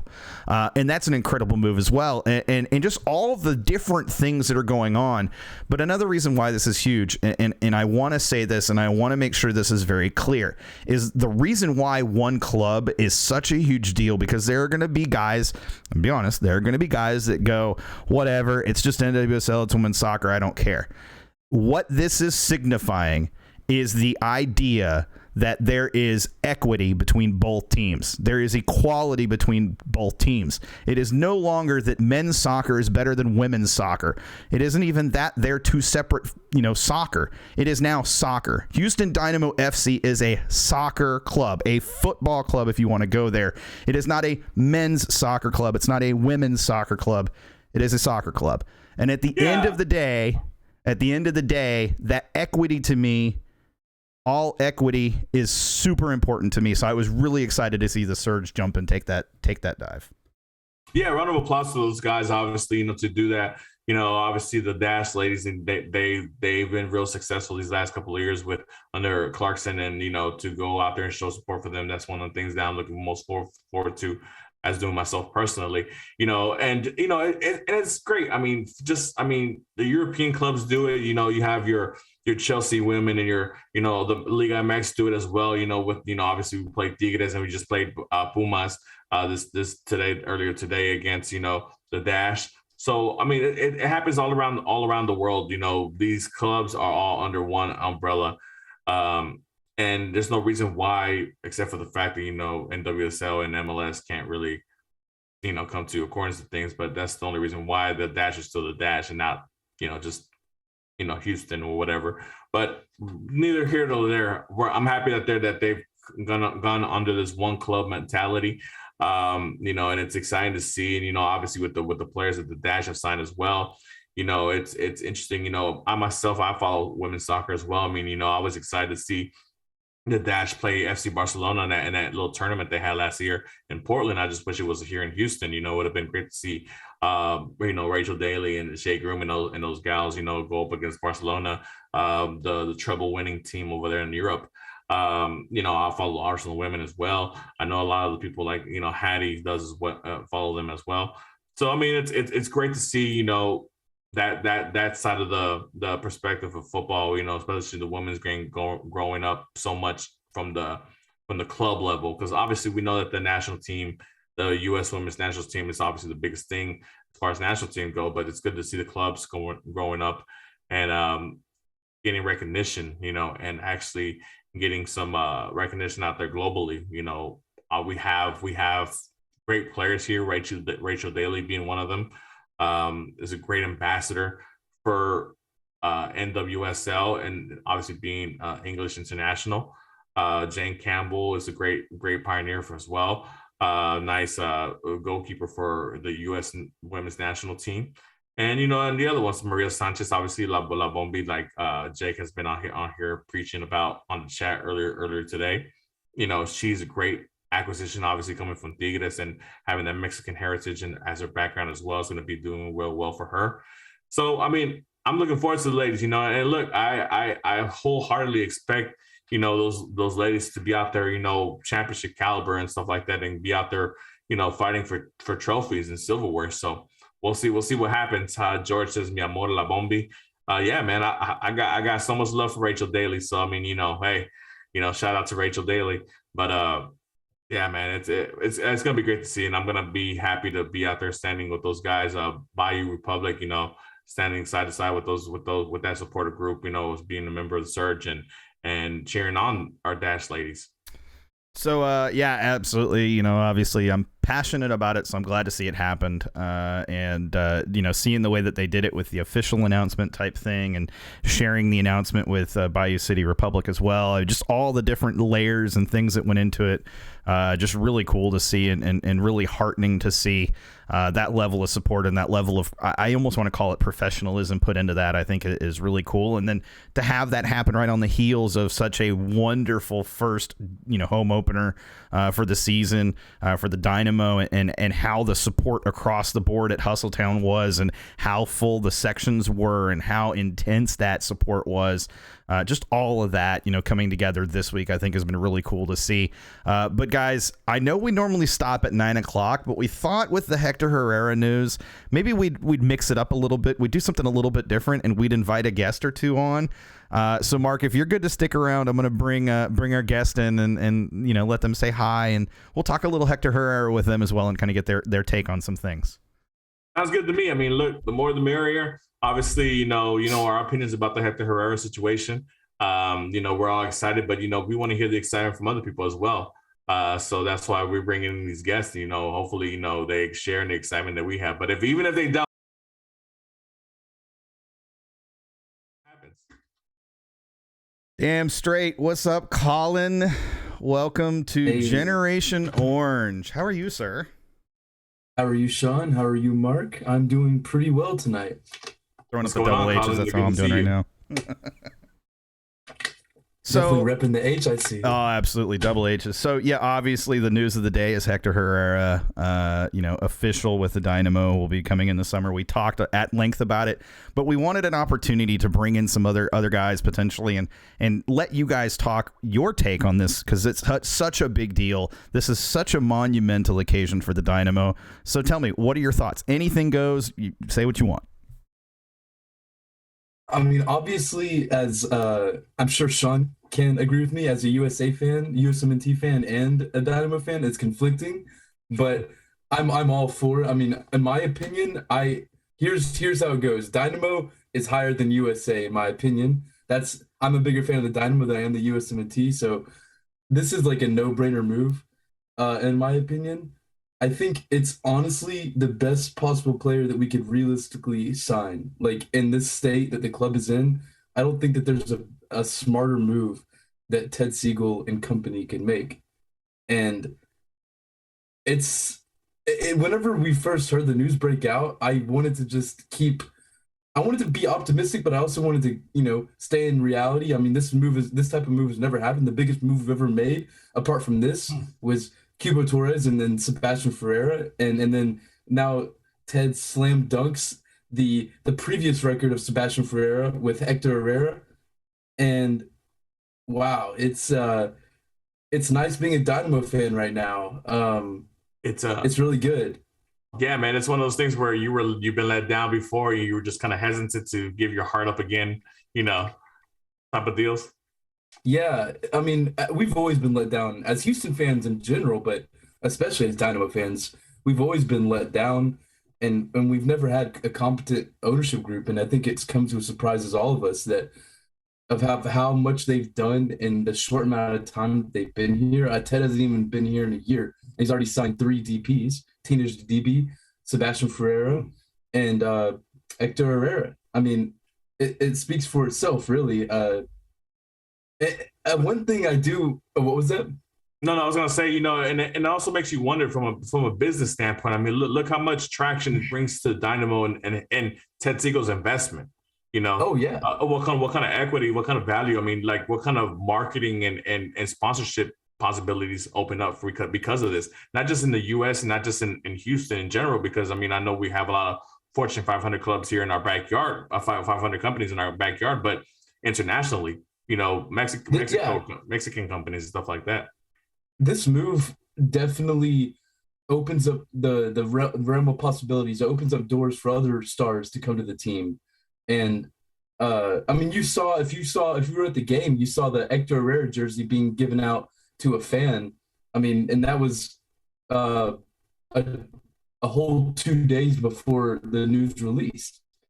And the city is hype. All right, the city will get hype about this move. And one thing that I really can get behind is in the press conference today, Asher and Pat came out to the public and said that there were offers bigger than theirs on the table for Hector, but he chose to come to play for us because he believed in the project. And that seems to be like the wording that they're using for all these new players that they're bringing in, is that they believe in the project that we're building down here. And that just really makes you wonder what else is up our ownership group's sleeve. I mean, what else is in store for us? When and I'm going to put like my executive hat on, I'm going to play Pat Onsted here for a second. Even though, I was nowhere inside, nowhere near, I have no connections to that, whatever. So I don't know what they presented to him. But I mean, I know if I'm Pat Onsted and I have Hector Herrera sitting across the table from me, I'm letting him know the possibilities of sponsorships, to what kind of marketing dollars he can make. Obviously him being that signing, obviously kit sales, jersey sales, marketability purposes. He's gonna be the face of the franchise. He comes in as the face of the franchise. So when you're talking Dynamo, you're talking Hector Herrera right off the bat. I mean, he hasn't even stepped foot in Houston yet, and we've dedicated 90% of this show to him. My Dynamo Twitter is 100% Hector Herrera right now. I've heard from friends of mine who are soccer fans who don't normally care too much for the Dynamo, talking about they're going to go to the Dynamo game. They're going to come watch, Hector Herrera when he gets here, things like that. It's exciting. It's one of those things where, as a fan of just soccer in general, I remember when David Beckham came to Houston first time, I was there, when Thierry Henry came to Houston, because I love those players. I wanted to see those players. Those are global players, and to have a huge Mexican national team player come in to play in our field, our stadium, with a huge Mexican community, in the background and in Houston, it's just going to be amazing. I just hope the stadium is packed and it's rowdy and it's ready to go. So amazingly, we have a second individual who's going to join us. So 2 guests in the same night, and I'm going to keep you on, Colin. Here we go. I think if I'm not mistaken, this might be... How's the internet going, Finn? Spursy. Oh, that's right. 2 Spurs fans. Let's go. You're muted right now, Finn. Yeah, I don't know if he realizes that yet. Hopefully he will at some point in the near future. Hey, what happened? He needs to change that profile picture, man. He needs to get updated. Needs to get some update. Yeah, for sure. No, but going back to the Hector Herrera conversation I was having here with Colin. But yeah, man, I mean, it's like what somebody mentioned in the chat earlier.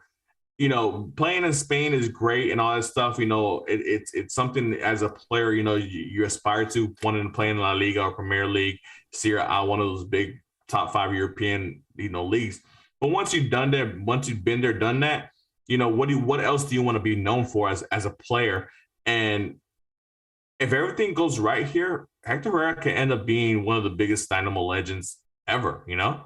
Not just being our biggest signing as of the moment right now, but can be a big Dynamo legend. I think he comes into this team and he comes into this league, and I think he's instantly a top 10 player in the league. In my personal opinion, I mean, if y'all have different opinions, I'd love to hear it. But I think he's personally top 10. And one thing that's confusing me, I don't know if you and Sean talked about this on the show yet, but the MLS gave ratings, a scale of ratings to every team in MLS on how the offseason went. And we got a C- for bringing in, for Herrera and Hector Herrera, we get a C-. What do y'all think about that? I mean, it's just the continued hate on Dynamo. I mean, from the MLS standpoint, So, I mean, look, it is what it is. The Dynamo have dug themselves a huge hole because of the past, 7-8 years of mediocre. I mean, mediocre is not even the word, because we were worse than that, of crap soccer that we just had to withstand. But the almost a decade of crap soccer, but well, I mean, the good thing about that is that it's feasible and it's easy to make those guys either eat crow later on. When hopefully Sebas is knocking in 15, 20 goals a year, and Herrera is over here destroying guys and pivoting the attack for the Dynamo, and whoever else comes in, is helping, along with the resurgence of the Dynamo as a franchise.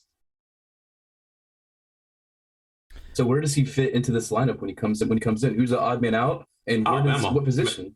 Memo. I mean, yeah, that Memo's it's not even a question. It's got to be Memo, right? Memo.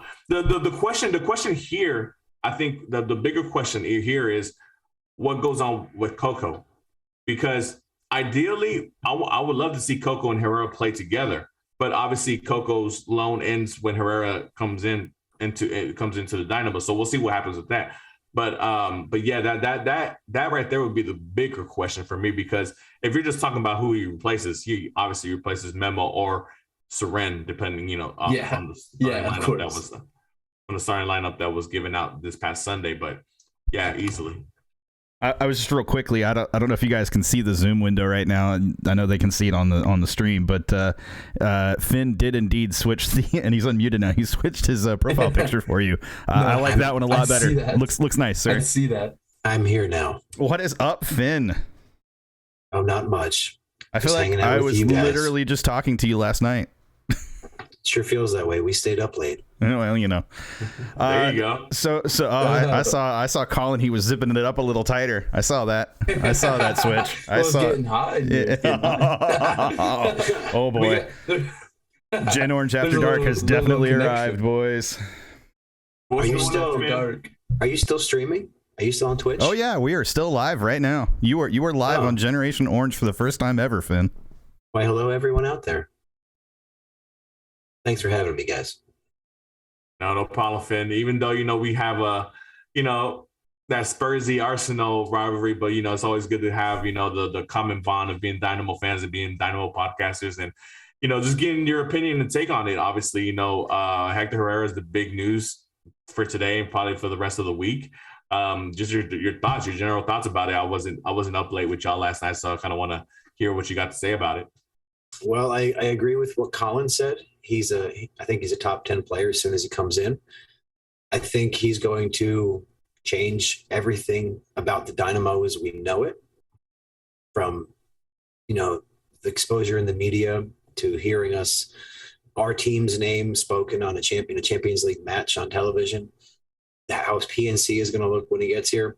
He is a massive signing. I mean, to me, he's the perfect signing. You could just, obviously somebody's been posting up next and it's Lionel Messi.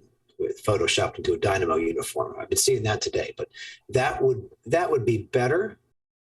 But this is about as perfect as you can get for us. No, for sure. I mean, obviously, because of the Mexican community that we have here in Houston, I think it was the perfect get. I mean, I know past years, a lot of people reference Chicharito would be perfect for the Dynamo if he was before he came over from the Galaxy. Obviously Hector Herrera, Andres Guardado was another player that was thrown around, as far as perfect fits for the Dynamo because of the community here. And it's an amazing thing when you say it out loud, or when you hear it out loud, especially from the interview that Pat had with the media today about the lack of Mexican players that have played in this club, especially when we're right next door to Mexico and we have such a huge Mexican fan base. It just shows how much the previous regime of ownership group just really didn't care. Yeah, this is a massive step in the opposite direction from what we're used to. And I've never been one to sign an older European star until I got to feel what it feels like to do that. And now I'm just like, okay, we can do this as well as build up our academy and our scouting network. This feels really good.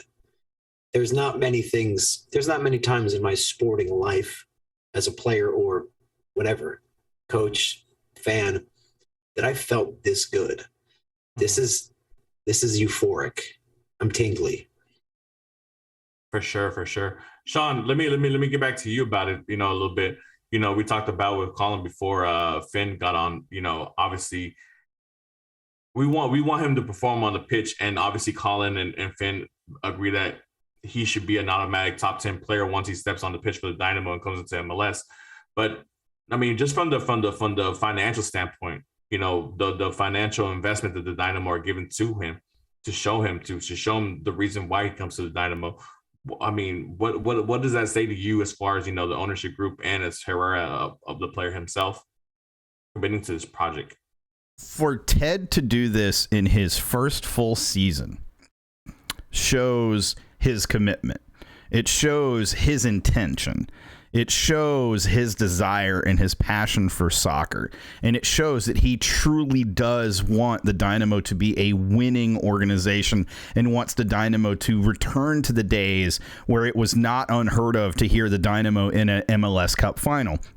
It wasn't unheard of for Dynamo to perennially be in CCL. And you don't bring in a player like this without some level of expectation of the quality of play, some level of expectation as to what that's going to do for your club on and off the pitch. And we have all talked about it in different ways on our own podcasts and our Twitters and, social media in various ways and what have you. But at the end of the day, there's one thing that all four of us have all agreed on, since you guys have started your podcast or otherwise, and it's the number one thing that's the most important right now. It is that the Hector Herrera signing is not only the biggest signing in Dynamo history, it's one of the bigger signings in MLS history. And it's an important signing in MLS history because we all agree the Houston market from a soccer perspective is a sleeping giant. It has been for a number of years, for a long time. And now this is the type of signing and the type of owner and the type of club and type of identity that have the opportunity to finally unlock that sleeping giant of a fan base, of a potential fan base, and potentially become a huge fan base and a strong fan base that has expectations that can be met year after year. For sure. Guys, let me ask you this question. I hinted on this earlier in our podcast, and I don't know if y'all heard it, but obviously with y'all two saying that Herrera coming in should automatically be a top 10 player for the league on paper at the moment, right? Top 15 for sure. Do you think just him by himself is enough to get the Dynamo up another level to potentially make the playoffs, or do you think he needs more help?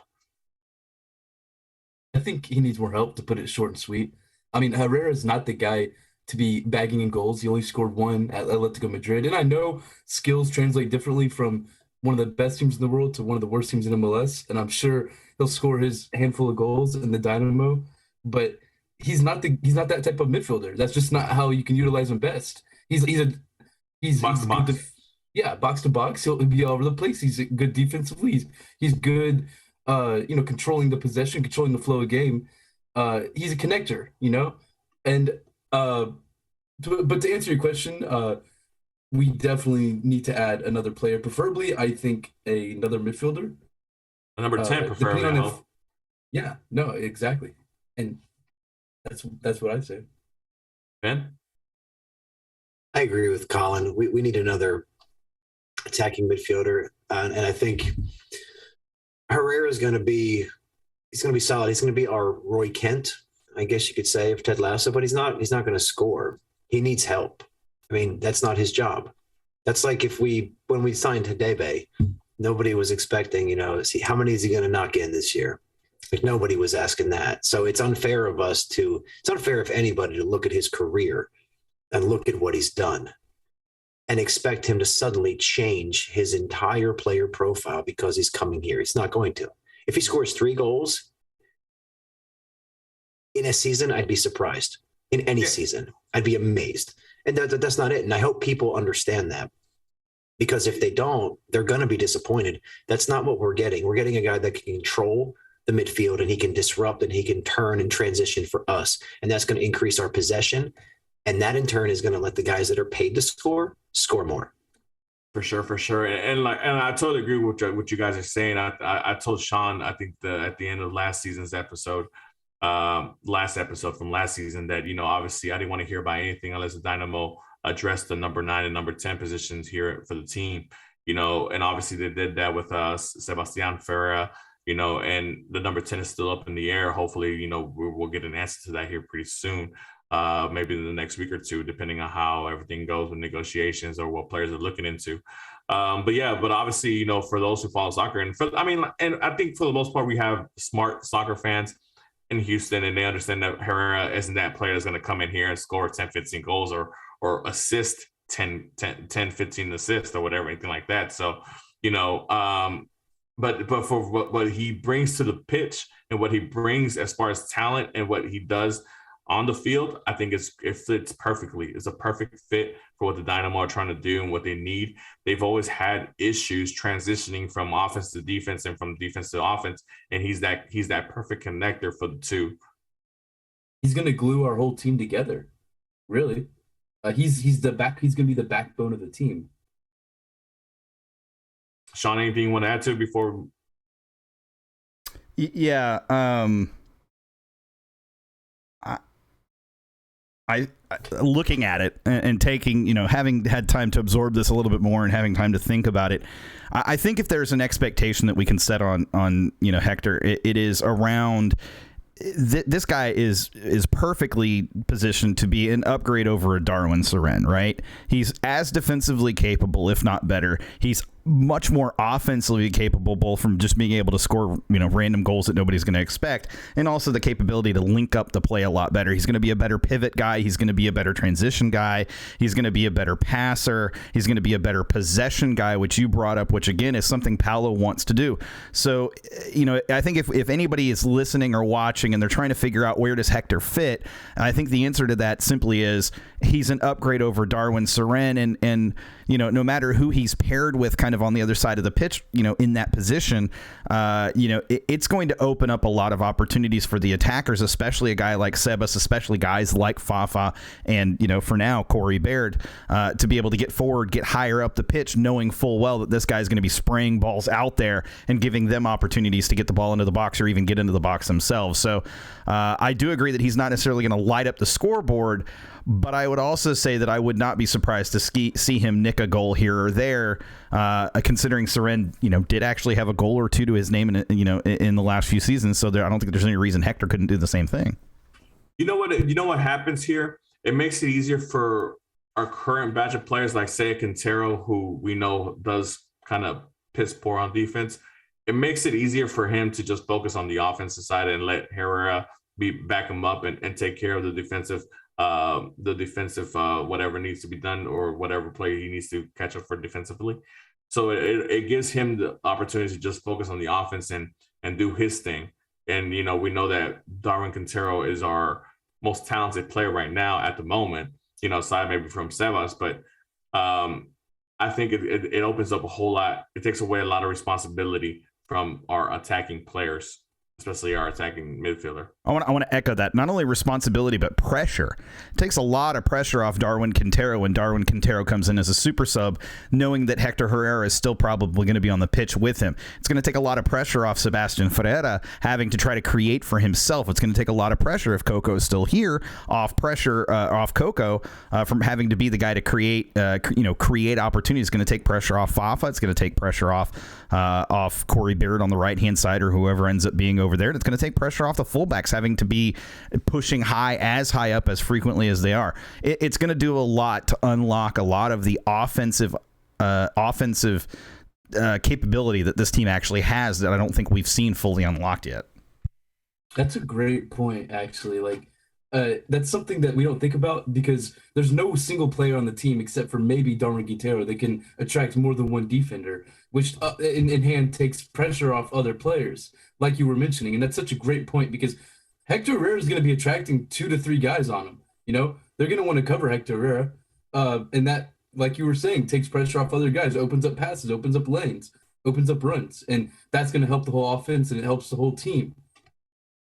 Yeah, I mean, when you have that special player, I mean, obviously the one we can probably relate to the most is the time when we had Albert Elise, where, you have 2 or 3 defenders and it would open up plays for Mauro and for Romel on the other side, and that's why they were able to bang in the goals that they were able to bang in because, the defense was so focused on Albert Elise and he took away 2 or 3 defenders from those guys and it made it easier for the other 2. But yeah, man, I guess my next question, if we're done with this, what do obviously one of the names that we've been hearing, another Mexican, Diego Lainez, what put a percentage on it? What is the percentages that you think he comes to Houston? 0. And a 0, positive. 0. Colin? I'll give it like a 10% chance. Okay. Sean? 100%. Oh, Sean must know somebody over there, or Sean has a recorder in the offices, or no, he's doing. I'm an this IT guy. I planted some bugs. What can I say? He's doing this to get under somebody's skin, is what he's doing. He's doing this to start an argument. Yeah, that's what he's doing. But look, man, I'm gonna say. Let me give my answer before y'all get into that little argument. But I'm gonna go with 20%. 20%. Y'all have no faith, and I'm okay with that. We can't get into an argument. No. It's not the faith. It's not the faith. That's the point. Yeah, y'all have been abused for so. We talked about this abusive relationship. You've been abused for so long that these types of players aren't possible. This can't happen. We just signed Hector Herrera. What do you mean a guy like Diego Yanez could be in the mix? That's crazy. It's not that we couldn't sign him. Oh, I know. It's just that the situation is a little different. Exactly. The situation is fluid. Don't get me wrong, but I'm gonna say this, and I said it earlier in Finn, and I'm certain Colin missed it as well. I know that there have been individuals that have shot this rumor down, and they've said unequivocally that the Dynamo have not, are not pursuing Diego Yanez. I'm gonna tell you right now that those individuals are getting their information from very specific sources that may not have the complete picture, may not have all of the information that's available, or may have been told specifically not to share certain information. I'm going to tell you, Diego Yanez is not out of the question. Diego Yanez is very much a player the Dynamo would love to have, is very much a player that, and I'm going to say it, the Dynamo are going to pursue. And I just have a feeling after watching what just transpired with Hector Herrera, the Dynamo, when they're going to pursue a player moving forward, it is going to be a player that they're going to get as long as they're comfortable with what is required to do it. And I think there's no doubt at this point, Ted has shown he's willing to go all in. The reason I give it the 20% is because, obviously the situation he's in with Betis and obviously him wanting to participate in this upcoming World Cup, where him sitting on the bench is not looking good for him to participate in this World Cup. So knowing that he goes from a last player on the bench to maybe not even making the match day for Real Betis to becoming an instant starter for the Dynamo, and then playing a full MLS season at that, or maybe not full MLS season, but 3/4 of an MLS season before the World Cup starts is a big benefit for him as a player. I can see that's the reason why I give it the 20%. But the finances, it seems a little bit tricky, like I mentioned earlier to Sean. Obviously, yeah, the loan could happen and stuff like that, depending on what his salary is. I'm not too sure what his salary is at the moment, but you know, but to buy him outright, it's a little difficult, especially because they did spend almost $16 million to get him from Club America. That transfer fee would be top 3 easily in MLS history if the Dynamo did go ahead and do that. If that were even to be the price, because you're talking about a player who's 2021 who still has a lot of growing to do and a high ceiling, and is the future of N3. So Betis knows this, and they're gonna put a price up there, and I'm pretty sure it's not gonna be 15 mil. So here's the thing. Remember, on the global stage, there's one thing that a team can do to lower that price point substantially, and that is include a sell-on percentage. This is a player who, if he comes into MLS, even on a loan, and he plays really well, a sell-on percentage is going to be significant, because the Dynamo are not going to end up keeping a player like that long-term, 2 to 3 seasons, and then sell him on. That's a player that very feasibly, look at the values that we're seeing for players in that same age range that are going overseas right now. It's in that 20 million range, right? And higher. We've seen them. There is no question that this is a player that if he gets time, if he can have time and have the right system to show how valuable he can be, that he could then be a player you turn around and sell on for a significantly higher fee than you pay. You have to be able, it's the old adage, you have to spend money to make money. And Ted is an investment guy. He understands that. He's a real estate guy. That's where a lot of his money comes from. It's where a lot of his assets are. And he understands you have to spend money to make money. You have to be willing to invest in a property and help it improve and help it grow and help your investment grow in order to sell it on further and make a larger profit off it than you would have otherwise. Your money sitting static does not grow at the same rate as investing in somebody and helping them to grow. So before we say it's not possible or there's too many things that have to happen or the fee would be too high, just mark my words, that has not stopped it, not stopped teams before. That's not stopped players coming from MLS before. We've seen it in various ways. And I think, to be honest with you, that Real Betis right now, with the way that Giannis has played and in their system and on their team, I bet they're willing to take a lot less than 16 right now for him. Look, I'm going to speak full-heartedly here. I totally agree. I 100% think that the conversations are going on. I 100% believe that they've communicated with the player or the player's rep. I 100% agree on that. Now, for you to say Betis is willing to take less than what they paid for a player that's 20, 21 years old, that's like I said, Mexico, they may never be the best team in FIFA and the global stage, but they are the golden goose for FIFA. And the marketing that having a Mexican player brings to a team is outstanding. That's why you have a 37-year-old Andres Guardado playing on Betis currently. He still has a skill set, but the fact that he's Mexican, enhances that. That's why you had a player like Chicharito, Manchester United, Real Madrid. Even though those clubs are worldwide, you add a little Mexican sprinkle onto that. That's even more money for those clubs. So it's one of those things where right now, having an American player on a European club brings you the American audience. How many Christian Pulisic Chelsea jerseys do we see out there? Even though we know Christian Pulisic might not be one of the top 5 players in Chelsea at the moment. But with that being said, would I love to see it? Yeah, obviously, yes. But like I said, I just think it's going to be a difficult situation for the Dynamo to get him here. One more thing. We are coming very close to a World Cup season. Very close. Yes, right after the MLS Cup. Exactly. And so if you loan the guy in, maybe you don't buy him. Maybe that's not an option, but there's no reason to think you couldn't loan him in for 6 months. No, yeah. I'd Like I said, that. yeah, the loan is never the issue.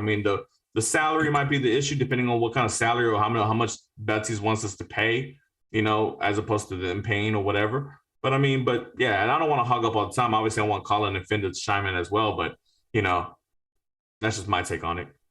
Okay. He plays for Real Betis in Portugal? Spain. Because this has him listed from Wolfsburg. Am I looking at the wrong one? No, you're looking at the wrong. Oh, you're looking at Ulysses. Ulysses. This is Diego. It's the other Keep typing Giannis. Diego in. Yeah. Yeah, He is looking at Diego. Ulysses. Diego. I was like, You're looking at this guy's Ulysses. also young. Yes, right? he's 21 years old. Well, so is the other one, Ulysses. Yeah, But Ulysses is American. Yep. And Mexican. That's why I was confused. He's Yeah, he's both. a He dual has dual national. citizenship. No, Diego's full on Mexican. Ooh, the best kind. I can't find him. So, Colin, you go first. Okay. What was the question? I'm sorry. No, There's just, a lot just, of- just as far as like, obviously we all agree that if Linus comes in, he would improve the team, and we all 100% want that. But for him to actually get here from Betis, it seems a little bit more of a harder situation than what it was with Herrera. Okay, so to Mark's point, I agree with what he was saying. I do think talks has happened. I do think that they've been intact with the players, representative at the very least, for sure. I mean, but there was a question asked to Pat in an interview, today, where Pat was asked about Diego Lainez, and he said something like very similar to when he was asked about Herrera coming to the Dynamo a couple weeks ago. He said something very similar, and we all know that this new Dynamo loves to tease. I mean, maybe to Sean's point, maybe Diego Lainez comes in. And what you were saying, Sean, it's like I do think that way about the fact that you said, "Oh, we just brought in Hector Herrera. How can we bring in another player like Diego Lainez?" I think pessimistic like that. So I can see where other people are getting from. It would be, a crazy move. What can I say? Like, Oh, for sure. It would like if we loaned him with an option to buy. I don't think it's number one. I think Hector Herrera is still ahead, but I think it's instantly number two. Well, I don't know. Well, to be honest, look, Herrera, because of what he's accomplished, he's a more accomplished player. Obviously, where he deserves that number one spot. But the potential that Linus brings in, he could easily move into that number one spot depending on what he actually ends up doing. But yeah, man. I mean, look, could Betis look at him as an investment and say, like, you know what, let's send him to a club into a league where we know he's going to play the max amount of minutes. He's going to be an instant starter. And that way other clubs can look at him and they might want to come by him. And so that way they can see what kind of player he is and what kind of talent he has. Yeah, most definitely. That's what a lot of players do. A lot of clubs do. I think the thing that Betis has an issue with right now is the fact that, their objectives is a little bit different. They're fighting for Champions League qualification right now. They weren't expecting this season, honestly. They have a very talented team, but the fact that they're up here, I think they're right now in third place in La Liga fighting for Champions League qualification, they're full on focused on that. And unfortunately for Diego, he is not in that vision presently. They obviously bought him because they see him as a future star for them, but at the moment he's not playing. He's not making the match day 18. He's not a starter at all. To be honest, I don't even remember him playing a cup game for La Copa del Rey. So to Sean's point, what you said was, obviously Real Betis, they're fighting for Champions League spot right now. They weren't expecting it. Wouldn't it be beneficial for them to sell, dead weight as we're kind of saying Diego Lainez is right now, not even making the 18? Would it be beneficial for them to sell them? Yeah, yes, most definitely it would be beneficial. But the thing is, like, when you say dead weight, I mean, I don't think of him as a dead weight player because he isn't. He's a 20-year-old player, so he has value. He has a lot of value. So I just meant so they could use that money to go get someone they might utilize more. Obviously, Diego Lainez is the future for El Tri. Obviously, he's a very talented player, and I think he comes in, and I think he's another top 10 player in the league. If it does come to fruition. I wasn't, hounding the player. Obviously, he's a very talented player, but I see what you mean. Yes.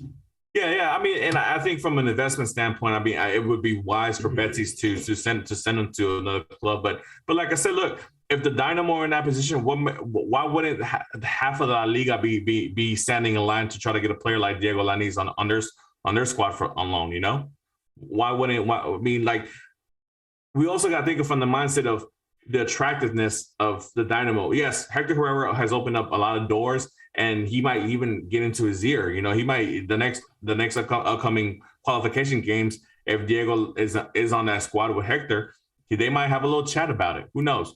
You know. But the thing is, what does the Dynamo have that separates them from the other clubs that are standing in line trying to wait for him to go on loan? Okay, I'm ready. Money, baby. I am ready now. So here's a fun fact for you. I don't know if you guys have linked this yet. Sean might. As soon as I say it, Sean's going to know. He didn't cost America anything.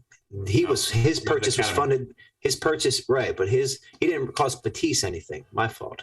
His purchase was funded by Batiste's sale of Giovanni Lo Celso to Tottenham for about $45 million. So he really was an experiment that cost $15 million. And his wages are 1.65, which is affordable. And the number you guys threw out earlier of, what'd you say, 5-6 million? No. We're talking about his I think that's the current value. The transfer fee. Market. Yeah, that's the current value on transfer market or something like that. 5.5. Yeah. Yeah. I mean, for $5.5 million and similar wages, it could totally happen. And the selling point is, I mean, it would seem like we are becoming El Tree 2.0, and that's fine with me. That's totally fine with me, man. I've been to an El Tree game, and it's wild. It's a lot of fun. I'm down with that. So you got this young upcomer who's in a position that we need, and then you got Herrera. So you have the changing of the guard in a way. You know, both here in Houston, that's massive. You have the sunset and the sunrise, baby. The present and the future. Yeah, and how many teams can do something like that? That'd be like having Wayne Rooney and Harry Kane on the same team. Right? Yeah, I guess. Well, the plan would for sure to be to buy Lainez with hopes to sell him back to Europe. Obviously. No doubt. No doubt. Yeah. We would make money. I think we'd make money on him because all he needs to do is play. And is this the one that's the meme with the short joke? This is the short joke. Yeah, guy, right? he's the one with Matt Mazaga standing over him. I recognized him. Yeah, but no, for sure. I mean, if you're bringing a player, especially this young with this much background, and obviously, you know, him already being on a La Liga team, you would expect the Dynamo to, hey, if we're gonna buy him, you know, I want him playing and then upping his value so that therefore we can sell him off in 2 years and make money and then flip that money to bring in the next batch of players and then, you know. Yeah, because his market value has plummeted. Well, because he hasn't played. Yeah. So, but that's important. This could happen. But I changed my vote. I'm going to go with Sean. All right, guys. Well, look. Wait, Colin has something. Go ahead, Colin. I was just going to say I really liked what Houston Dynamo, you know, what Finn brought up about the fact that, you know, the money that they used was just basically experiment money, just pocket money they got. So that makes it even more likely that they would sell him for a downgrade. Yeah, take a loss on it makes it hurt less. It was, you know, in a sense, he was free. Yeah, I mean, if you look at it from that standpoint, it depends. But, you know, obviously the COVID has hit a lot of teams financially, so they can't really see it like that sometimes. You know, not all teams make the millions and billions of dollars like the Real Madrids and the Barcelonas and the Manchester Uniteds and of the world. But you know, we'll see. We'll see what happens. It's interesting. But guys, you know, we were gonna do this for 30 minutes. We went a little over. Anything else you want to add before we end the show tonight? I'm gonna say this, and I'll end my part with this. You just said the number one reason why I believe this is actually truly possible right now in the summer as a full transfer potentially, or even as a loan with an option to buy. COVID, the global economy when it comes specifically to soccer teams overseas in Europe that are not the premier soccer teams for their leagues, they're hurting financially in a lot of different ways, and they've been hurting financially. There is no reason to think that they wouldn't take less money if they're not getting larger offers elsewhere, and there's no reason to think that they are right now. Great thought, Sean. Colin? I just want to say I appreciate y'all having me on. It was a pleasure to talk to Finn, Mark, Sean, all three of you. That's all I gotta say. Thank you. Appreciate it. Finn? This part where we plug our shows. There you go. Plug it away. Hey guys, thanks for having me. I'm not plugs. Finish from Houston Dynamo podcast. Thank you for having me, guys. Great time. No, for sure, guys. But, as you know, as always, we appreciate the love and support. Here in Generation Orange, we appreciate Colin and Finn for taking time out of their busy schedule to come join us. And obviously, every Wednesday is possible. 7:30 to 9. Generation Orange. So guys, from here on out, two H's in the air, and we out.